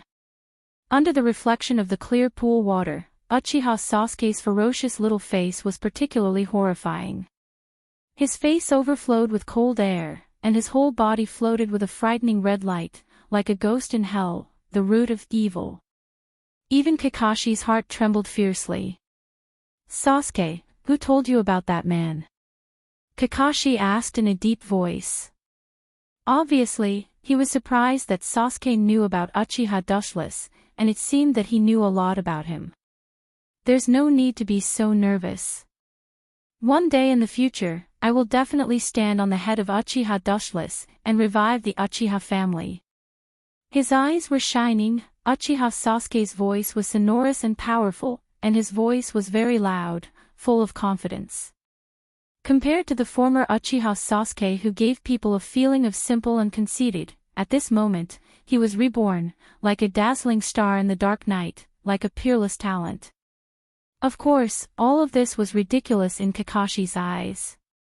Even though he was very optimistic about Uchiha Sasuke, at this moment, he couldn't help but be shocked by his absurd idea. There is a limit to dreaming and fantasizing. Everything must be based on evidence. If it's out of line, then it's a complete idiot. At this moment, in Kakashi's eyes, Uchiha Sasuke had the attribute of an idiot. Who is Uchiha Dustless? He's almost deified by the world, the strongest ninja standing at the top of the pyramid. Especially when the old man Inoki revealed that he joined the Akatsuki, Uchiha Dustless's prestige reached the peak, even higher than Uchiha Madara and Hashirama Senju. The reason is that Uchiha Madara and Hashirama are dead, but Uchiha Dustless is still alive. Sasuke, I advise you not to think about those useless and unrealistic dreams. Do the things in front of you well, and become stronger with peace of mind. Don't think about reaching the sky in one step. Kakashi coldly looked at Uchiha Sasuke, who was immersed in his dream, and said with a warning tone, I can tell you for sure that Uchiha Dustless, your big brother, is completely dead. Gazing at Uchiha Sasuke's yearning look, Kakashi vowed. Out of helplessness, he could only deceive Uchiha Sasuke. He didn't want Uchiha Sasuke to live in the shadow of Spotless, just like him. Almost all the geniuses of the same generation as Dustless lived in his shadow. Dead? Uchiha Sasuke froze, looked at Kakashi in disbelief, and then mocked, Kakashi, you don't think I'm a 3-year-old child, do you? Do you think I'll believe this kind of thing just based on your one-sided words? This is what that damned man told me himself. At the mention of that damn man, Sasuke's little face twisted, as terrible as a devil, with an aura of isolation. Sure enough, it's Itachi. Hearing this, Kakashi's eyes flashed with understanding. The news that Dustless is not dead is only in the ears of the major ninja villages. Uchiha Sasuke can know so much about Dustless's deeds. Obviously, his brother Uchiha Itachi, who joined the Akatsuki, told him. At the same time, Kakashi also felt very troubled. He could see the madness in Uchiha Sasuke's eyes. If he doesn't contain the crazy and restless thoughts in his heart, maybe he will really do something crazy in the future. Sasuke, you will train with me in the future, and I will guide you. After that, I will be your sensei. With a flash of determination in his eyes, Kakashi decided to put Uchiha Sasuke, an uncertain factor, by his side. He could feel the unprecedented haze and hatred in Uchiha Sasuke's heart. If he doesn't stop in time, he will either be strangled or fall off the cliff to his death. Sensei. You. Uchiha Sasuke was stunned at first, looked at Kakashi in surprise, and said, "Forget it, although you are a defective product, you are barely capable of being my sensei." Of course, this sensei has a time limit. Kakashi's mouth twitched fiercely, and he was unusually speechless. Compared with the usually low-key and gentle Uchiha Itachi, Uchiha Sasuke's style and character are absolutely opposite. Forget it, as you like. No longer entangled in this issue, Kakashi smiled bitterly. He just wanted Sasuke to stay by his side and observe secretly, in case this kid is tempted by others to do something unforgivable. Ah! What a crazy kid. I don't know if he will be so lawless after knowing the true strength of Dustless Sama. Zetsu, who was secretly paying attention to Team 7, sneered. To be honest, when Uchiha Sasuke said those words, not only Kakashi was shocked, but he and Black Zetsu were also shocked. He couldn't help but sweat for Uchiha Sasuke's ignorance. There is a limit to ignorance and stupidity. Obviously, Uchiha Sasuke didn't realize what Dustless represented. To what extent his strength reached, only God knows. Even if he said that he surpassed Uchiha Madara, no one would doubt it. Isn't this interesting? I'm afraid that Dustless Sama also thinks so. He can't wait for his third brother to bring him some fun to relieve his current boring life. Black Zetsu looked at Uchiha Sasuke indifferently. In the past thousands of years, he had provoked several reincarnations of Asura and Indra. Naturally, he knew Uchiha Sasuke's potential better than others. Perhaps now he is not as good as Uchiha Itachi. As long as Uchiha Itachi wants to, he can kill him in an instant. But as Indra's reincarnation, Uchiha Sasuke is destined to live a mediocre life. This is not his choice, but it was destined when he was born. Yes, as Dustless Sama's younger brother, this kid should also be trash. White Zetsu nodded thoughtfully. Uchiha Itachi is also Dustless's younger brother. His strength is obvious to all. There is no reason for Uchiha Sasuke to be trash.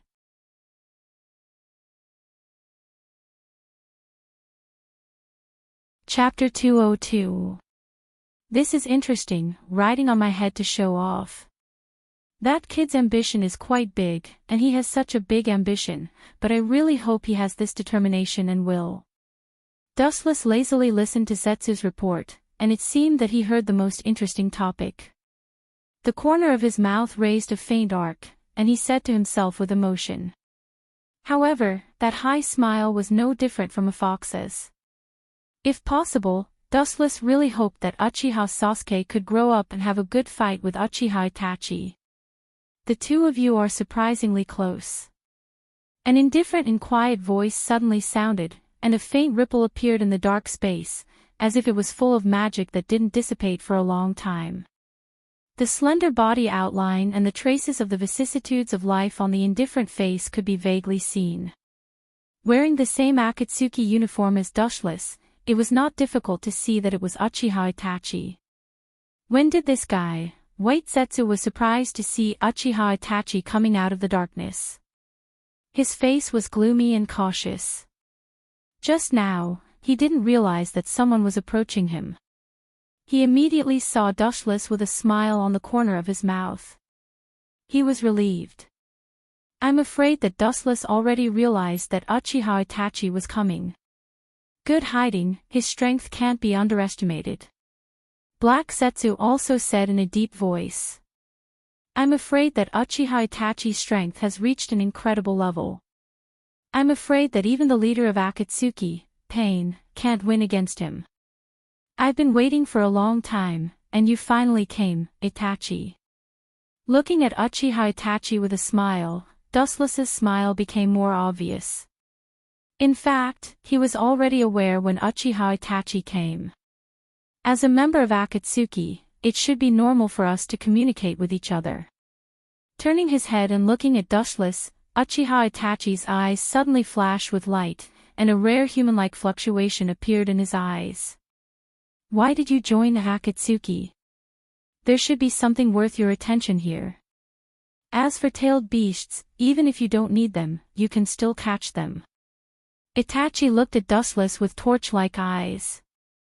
His cold eyes seemed to be able to penetrate everything. However, Dustless's body was shrouded in endless gloomy luster, like a black hole in the depths of the vast universe.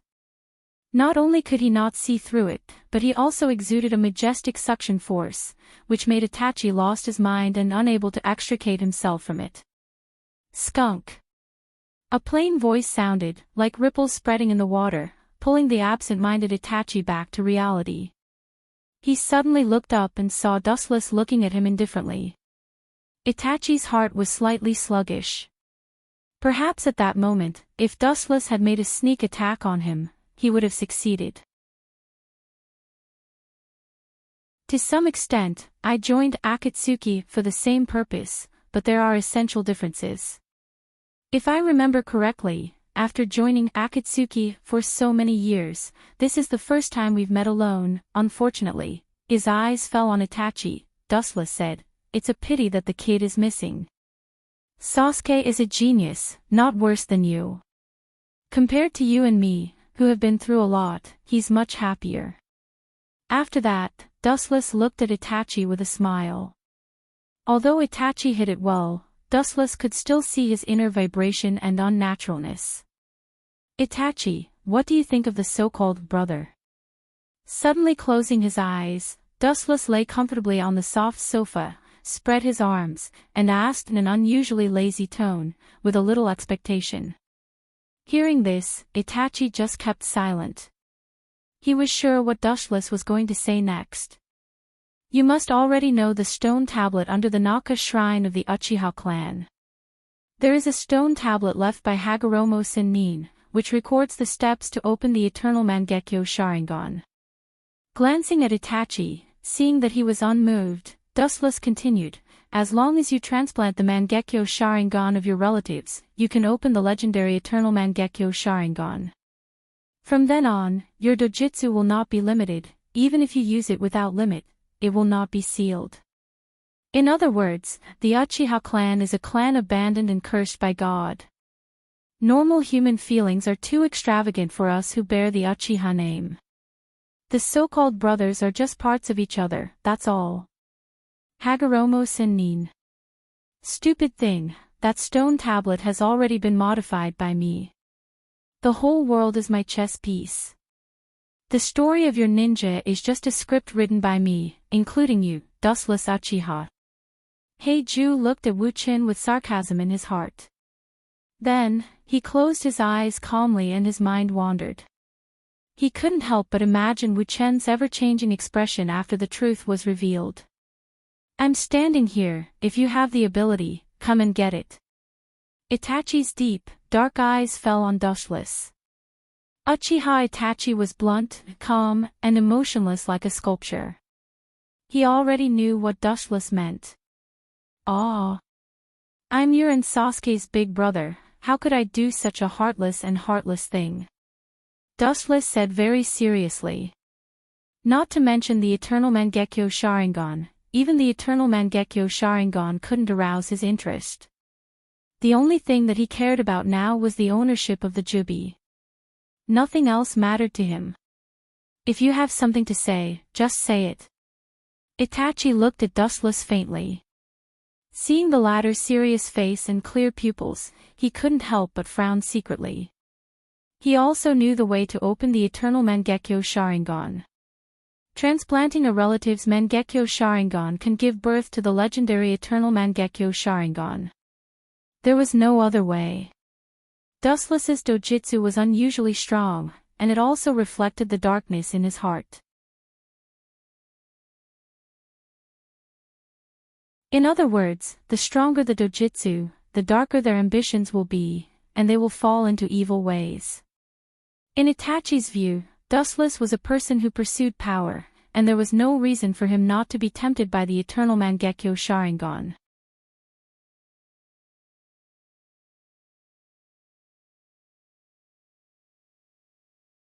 Chapter 203.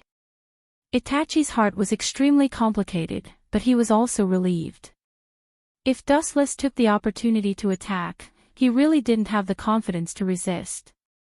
Even if this was inside the Akatsuki, as long as there was a dispute, other members would immediately come to support. However, according to Itachi's estimation, he was afraid that all members would face Dustless together. His eyes fell on Zetsu quietly, and Dustless's eyes lit up, indicating him to leave. Looking at Dustless suspiciously, Zetsu nodded, and then his body began to sink into the depths of the ground and disappeared. In the empty darkness, only Dustless and Itachi were left. That guy really listened to you. Seeing Zetsu leave, Itachi frowned slightly.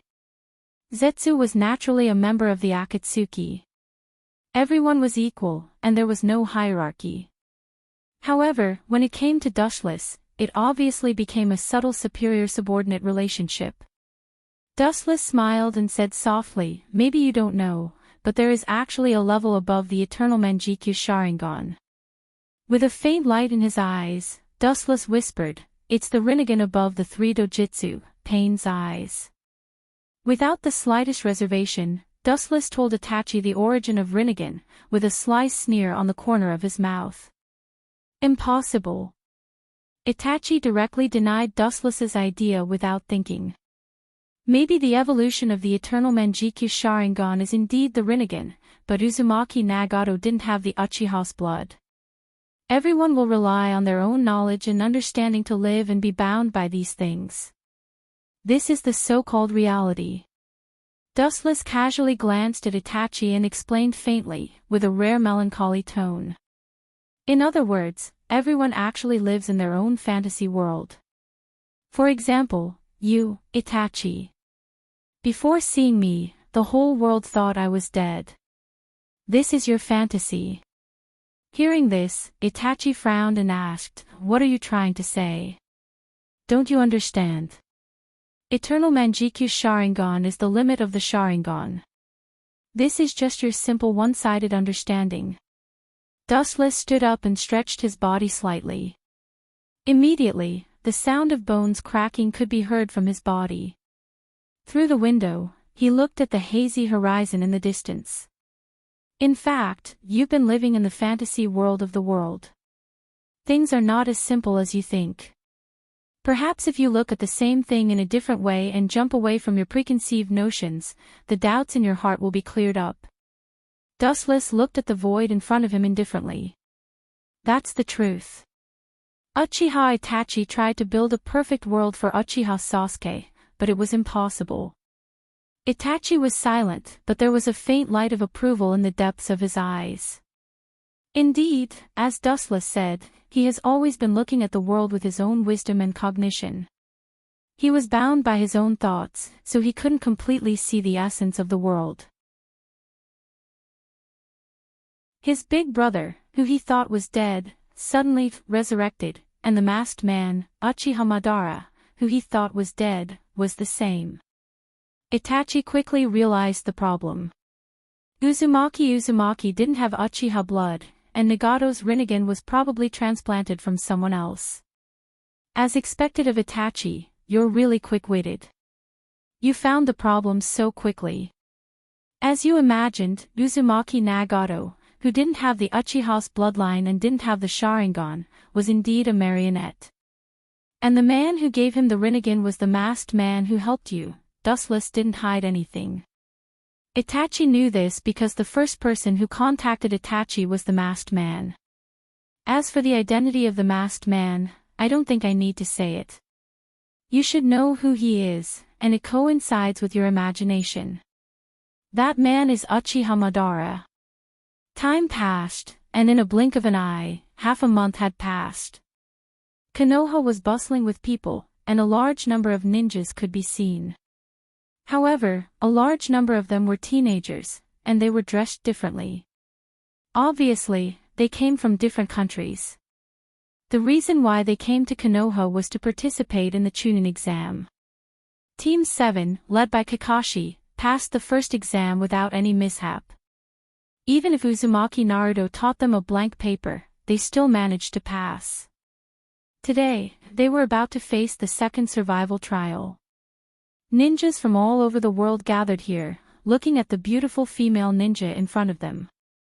Their faces were cautious, and they didn't dare to show the slightest arrogance. Looking sideways, it was two unlucky children who were foaming at the mouth. Because they just offended the female ninja of Konoha, they were beaten to vomit and have diarrhea. The person who beat them was a ninja named Mitarashi Anko. This little girl is really fierce. Uzumaki Naruto wiped the sweat stains and couldn't help but feel a chill. Obviously, Mitarashi Anko's fierce style made his heart palpitate. Little girl, is that what you should call me? Beside him, Haruno Sakura rolled her eyes and looked at Uzumaki Naruto, dumbfounded. That woman really knows how to find work for others. In the bushes, a dark shadow was looming. His body was embroidered with a dazzling red cloud. Staring at the dense crowd below, Wuchen frowned without a trace. Forget it, let's take that girl away.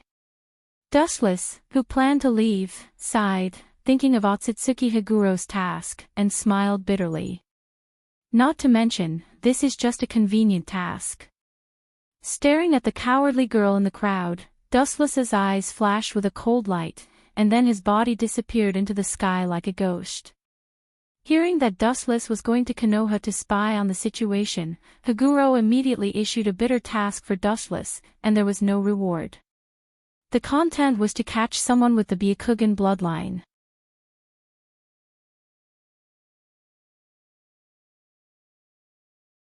Chapter 204. In the scorching summer, the merciless sun roasted the earth. The ninjas who were about to participate in the second exam came from many ninja villages, and they also secretly observed each other. Soon, these people would be enemies. The young ninjas secretly observed each other, and soon a little devil with red hair and eye circles came into their line of sight. Damn, what's wrong with this red-haired guy? How can he have such a crazy murderous aura? How many evil things did that bastard with eye circles do? Many ninjas from the ninja villages changed their faces and stared cautiously at the little boy with his hands in front of him and a sand-like gourd behind him. They felt the coldness of the dead on his body, and their bodies trembled involuntarily. The little boy had a dark red love character on his forehead, and his body was surrounded by an aura of isolation. His emotionless pupils were like a bloodthirsty beast, filled with palpitating power. The girl and the boy dressed in black beside him were obviously not simple, and no one dared to look at them. The red-haired boy with murderous aura was naturally Gaara, the girl with a beautiful figure was naturally his sister Temari, and the other was his brother Kankuro. That little tanuki cat is still in his body. I was worried that he was dead before, but it turned out to be a waste of emotions. Looking at Gaara, or simply the Ichibi in his stomach, Dustless was angry. He didn't spend any effort to find the Ichibi back then. The vitality of the Bijou is really huge. He didn't die even after being hit by such a trick. His pupils narrowed slightly, Dustless's eyes locked on Gaara, and his threatening gaze seemed to penetrate Gaara's body and directly see the Ichibi Shikaku sealed in his body. The combination of Kensusunu and glint-glinting fruit didn't kill him. Dustless was really surprised, but he also deliberately let Shikaku go. Otherwise, Shikaku's life would have been taken by him. And it seemed that Gaara felt that someone was spying on him, and he subconsciously looked over. The scene in his eyes was empty, and the empty environment was panoramic. Looks like it's just my imagination. Retracting his gaze again, Gaara just stood there indifferently, quietly waiting for the upcoming killing feast. He seemed to see the tragic scene of blood dancing all over the sky, and his face turned ferocious uncontrollably. This kid's intuition is quite sharp, Dustless said faintly. He raised his eyes and looked at the girl in the distance. Hesitation flashed in his heart. If he took Hinata away like this, it would cause a lot of trouble. Or to create an illusion of her death. Staring at the murderous Gaara, Dustless's mouth curled into a mocking smile. Even if Hyuga Hinata was killed by such a murderous demon, not many people would doubt it. That old bastard Orochimaru actually played with these little brats, and even disguised himself as a woman. Looking at the young woman from Kyuzugakur, Dustless's mouth flashed with a touch of sarcasm, and he couldn't help but sweat for Orochimaru's madness. Let's not talk about the shortcomings of Orochimaru's so-called living corpse reincarnation technique for the time being. The only thing that made Dust blush with shame was that Orochimaru had once reincarnated into a woman's body. Although his soul would not change, his physiology had become a woman. He's quite open-minded. Orochimaru has obviously abandoned the concept of humanity. It doesn't matter to him whether he's a man or a woman. For him, eternal and indestructible survival is above everything. Even if he has to give up everything, he doesn't care. Time slowly passed by, and the second exam soon began. A large number of young ninjas poured into the forest of death ahead. There were 13 Heaven Scrolls and 13 Earth Scrolls, and they were randomly distributed to 26 groups. Each group had to get a pair of Heaven and Earth Scrolls and reach the destination within 5 days to pass the exam. Otherwise, it's a failure. It seems that it's starting. Looking at the little brats who poured into the forest one after another, Dustless's eyes flashed with hesitation. After hesitating for a while, he resolutely chose to follow. It's not that he was bored to play with these little brats, but there's a saying that plans can't keep up with changes. Although he was sure that Hyuga Hinata wouldn't die, Dustless still followed them to prevent accidents. After so many years, her heart of reviving the Otsutsuki clan is still alive. Sighing silently, Dustless was too lazy to talk nonsense. Otsutsuki Higuro's stomach hasn't moved yet. He probably wants to turn Hyuga Hinata, who has Byakugan, into a member of the Otsutsuki clan. After all, the bloodline of the two clans is the same. However, Dustless didn't choose to follow Hyuga Hinata and others, but chose to follow the figures in front of him. His eyes swept over the 3 figures in front of him.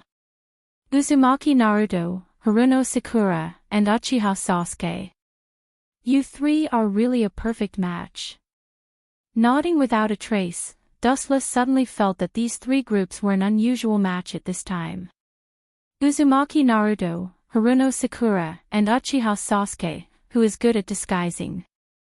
To some extent, they are a perfect match, a collection of strange people in various fields. Time passed quickly, and there were only 5 days left. Once it's over, it means that everything is over, and all members of Team 7 will lose the qualification to be promoted to Chunin this time.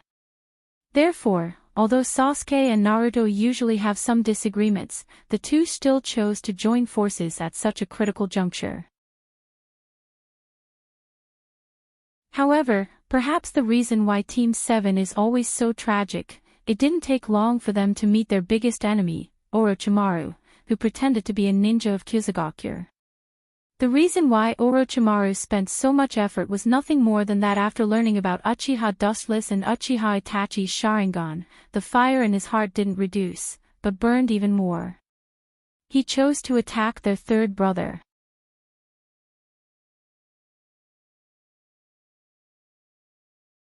Chapter 205. Dustless, who was observing in the dark, frowned. Orochimaru was still the same, he didn't change at all. From the beginning to the end, he still yearned for the Uchiha clan's Sharingan. It's my fault. After a while, Wu Chen's eyes narrowed into slits. If it weren't for Orochimaru, Jiraiya, and Tsunade, this old guy wouldn't have been so obsessed with the Sharingan. Even if he had to die, he wouldn't be so obsessed with the Sharingan. To some extent, it's indeed Dustless's fault for showing the power of the Sharingan in front of Orochimaru. Hiss, perhaps he felt that Sasuke, Uzumaki Naruto, and Haruno Sakura were insignificant ants. Orochimaru just casually summoned a huge python, hoping to use it to deal with Team 7. In the face of the unprecedented giant python, Uchiha Sasuke, who was always successful and neat, was uncharacteristically scared. But Uzumaki Naruto, who was known as the last place, turned fear into motivation and fought fiercely with the giant python summoned by Orochimaru. His will is good, he has the potential to become a strong man. Seeing that Uzumaki Naruto didn't retreat, Dustless secretly nodded. Now Uchiha Sasuke has no fighting power, but Uzumaki Naruto, who he despises the most, is in the limelight. Hiss. Pucci, after several fierce fights, the giant snake didn't have much advantage. Instead, Uzumaki Naruto had the upper hand. The giant snake's body was left with many deep red wounds left by the dagger, it looked particularly ferocious. Hiss, the giant snake stared at Uzumaki Naruto angrily, its eyes emitting cold murderous intent, but it was obvious that this beast was extremely smart, it knew that Uzumaki Naruto wasn't easy to deal with. The snake's head suddenly twisted, looking at Uchiha Sasuke, its eyes flashed with cunning, and its huge unyielding body swooped straight down. Obviously, this beast wasn't stupid, it knew the meaning of pick the weak persimmon, so it chose to attack Uchiha Sasuke first. Awoo! The giant snake's bloody mouth opened at a 180-degree angle, and an incomparably fishy smell came out of its cavity. Its sharp fangs were as dense and sharp as a shark's sawtooth, shining with an invincible cold light, and could easily tear and bite a person's body. In the blink of an eye, it arrived beside Uchiha Sasuke and mercilessly swallowed him. Get out of my way! Bang! Uzumaki Naruto rushed over at the critical moment, and at the same time, he kicked Sasuke with all his strength. Sasuke fell on the thick tree trunk. He took out several sharp kunai in his hand and threw them like a rainstorm, heading straight toward the scary snake head. Pucci! The flickering kunai penetrated deep into the serpent's body, and scarlet flowers immediately splashed in the air. The serpent's ferocious body became even more terrifying. Ao, an unprecedented pain suddenly spread all over his body.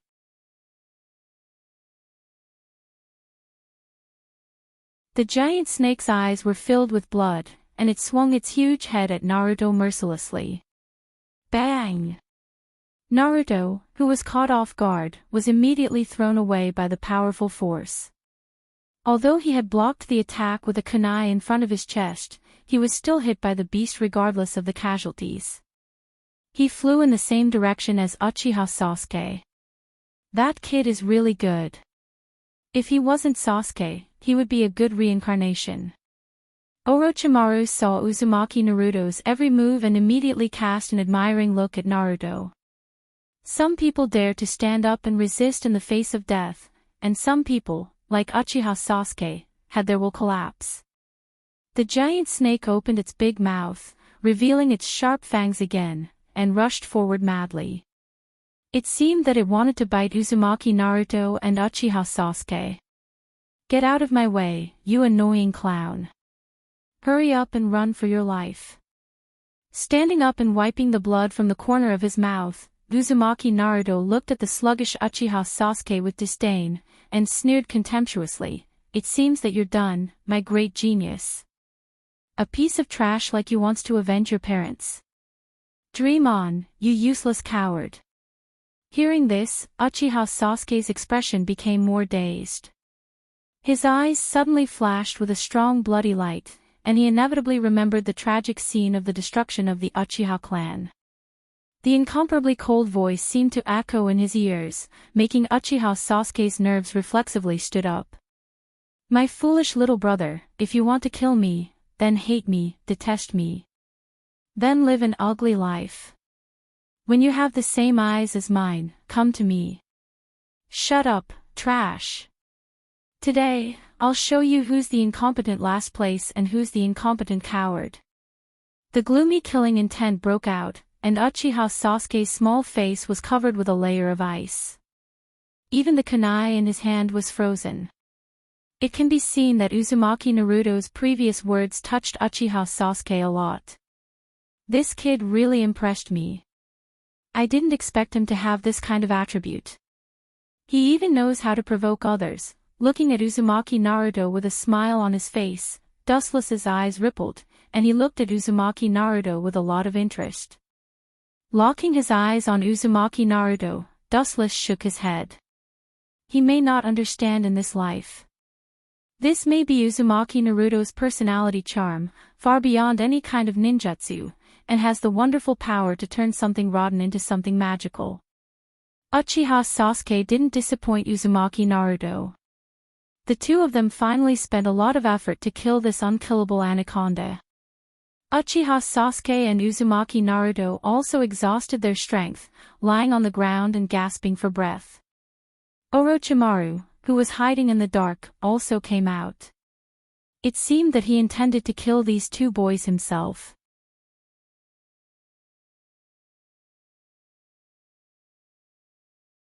Chapter 206. Orochimaru walked out of the forest with a pale face. The previous woman's skin was also peeled off, revealing his original appearance, which was neither a man nor a woman. His whole person was full of gloomy aura, giving people a particularly depressing feeling. Who the hell are you? Get out of here if you don't want to die. Uchiha Sasuke's pupils suddenly shrank, and his eyes were filled with murderous intent. The person in front of him was definitely not a good person. In this forest of death, except for enemies, there were no allies. He was afraid that this man with a pale face was definitely here to snatch their scroll. Kid, your temper is quite bad. Orochimaru looked at the hot-tempered Uchiha Sasuke and couldn't help but stare at him, or simply at Uchiha Sasuke's body. His snake eyes flashed with a bright light from time to time. Like a beast encountering a beauty, he was particularly excited. What a beautiful and incomparable body. Although it's not as good as your two brothers, it will definitely surpass Itachi in the future. Orochimaru's eyes shone with a wolf-like light. His naked eyes seemed to strip people's clothes, and he could easily see the inside of the body. Seeing those eyes that wanted to eat him alive, Sasuke felt a chill and unconsciously got goosebumps, but his ears still keenly caught the words, your two brothers. Uchiha Dustless and Uchiha Itachi. I knew that Kakashi was lying to me. Uchiha Dustless really didn't die. You actually know the traces of the two of them. It seems that you are also an unusual guy. Looking at Orochimaru, Uchiha Sasuke asked in a hoarse voice. Even because of excitement, his body was slightly trembling. Sasuke knew that Orochimaru's origin was not simple. Kakashi's concept of Dustless and Itachi was extremely vague. However, Orochimaru in front of him gave Sasuke the feeling that he knew everything about Dustless and Itachi. Not only do I know the two of them, during the Third World War, I also teamed up with Dustless to fight against the Rock Village. Later, when I defected from Konoha and joined the Akatsuki, your second brother Uchiha Itachi also joined, but in the end, I failed to attack him and had to leave the Akatsuki. Speaking of which, the grudge between me and you three brothers is not small. Orochimaru said bluntly, with a bit of melancholy and unwillingness in his tone. Losing to Dustless may be acceptable, but as one of the Sannin, Orochimaru also has pride. Losing to Uchiha Itachi really made him lose face. Especially now that he was reduced to sneak attacking their third brother, Orochimaru felt extremely aggrieved. You bastard snake, you can't beat Sasuke's big brother and second brother, so you sneak attacked us, you're really shameless. No matter how ignorant Uzumaki Naruto was, he knew what Orochimaru meant. Orochimaru obviously wanted to pick a soft persimmon, and obviously, he came for Sasuke. Looking at Sasuke's pale face, Orochimaru smiled slightly, shrugged, and said very frankly, "You're right, I did come for the soft persimmon." Orochimaru also didn't think that losing to Uchiha Dustless or Uchiha Itachi was shameful.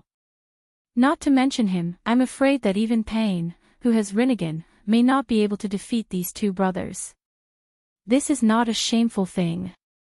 Orochimaru, who has lived for most of his life, understood this truth. You bastard. Sasuke's face was even more ugly. Orochimaru's words were undoubtedly a slap in his face. It was a blatant statement that because he was too weak, Orochimaru came for him. To be honest, as long as I move my finger, I can easily crush you to death. You're really weak and pitiful. Not to mention Uchiha Dustless, you're not even qualified to face Uchiha Itachi. Slightly disappointed, Orochimaru glanced at Sasuke a few times and sighed. But soon, Orochimaru's decadence disappeared, and he looked at Sasuke with shining eyes. Although your strength is not worthy of praise, it's extremely bad, but I, Orochimaru, will accept the Uchiha clan's Sharingan. As soon as Orochimaru's voice fell, his body was like a snake's nest, and countless white snakes crawled out of Orochimaru's body. This guy's jutsu is really disgusting. It seems that the serpent just now was also summoned by him. Uzumaki Naruto looked at Orochimaru and saw saliva falling from his mouth, and his body trembled unnaturally. It was the first time he saw such a disgusting jutsu, and it was as disgusting as the serpent that he and Sasuke just killed. Naruto, don't be careless, this guy is not simple. Looking at the dense group of snakes on the ground, Sasuke frowned slightly, and at the same time, he jumped to the tree behind him to avoid the snakes below. Uzumaki Naruto did the same. Katon, Great Fireball Jutsu. The blazing and powerful fireball spewed out from his mouth, instantly annihilating the snakes below. The fire wave swallowed the snakes, forming a large vacuum area. However, there were too many small snakes. Uchiha Sasuke and Uzumaki Naruto were already exhausted. They had spent a lot of effort in the previous battle, and now they really didn't have the strength to fight with Orochimaru, the Snake King. Oh. It seems that you've reached your limit. Looking at Uzumaki Naruto, Dustless nodded slightly. It's good that they could reach this point. After all, people's energy is limited. Seeing you two so embarrassed, I'll be merciful and save you. Uzumaki Naruto, you have to thank me in the future. With a strange smile on his face, Dustless formed a seal with one hand. In Uzumaki Naruto's spiritual world, the Senjutsu, Bright God Gate, that Dustless used to bind Kyuubi loosened. You're tuning into the Dreamy Chapters YouTube channel. We're so grateful for your support, and don't forget to subscribe to join us on this incredible journey through captivating stories. Your generosity through donations truly makes a world of difference, as it's the primary source of revenue that allows me to expand and enhance this channel for you. Thank you from the bottom of my heart for being a part of this adventure.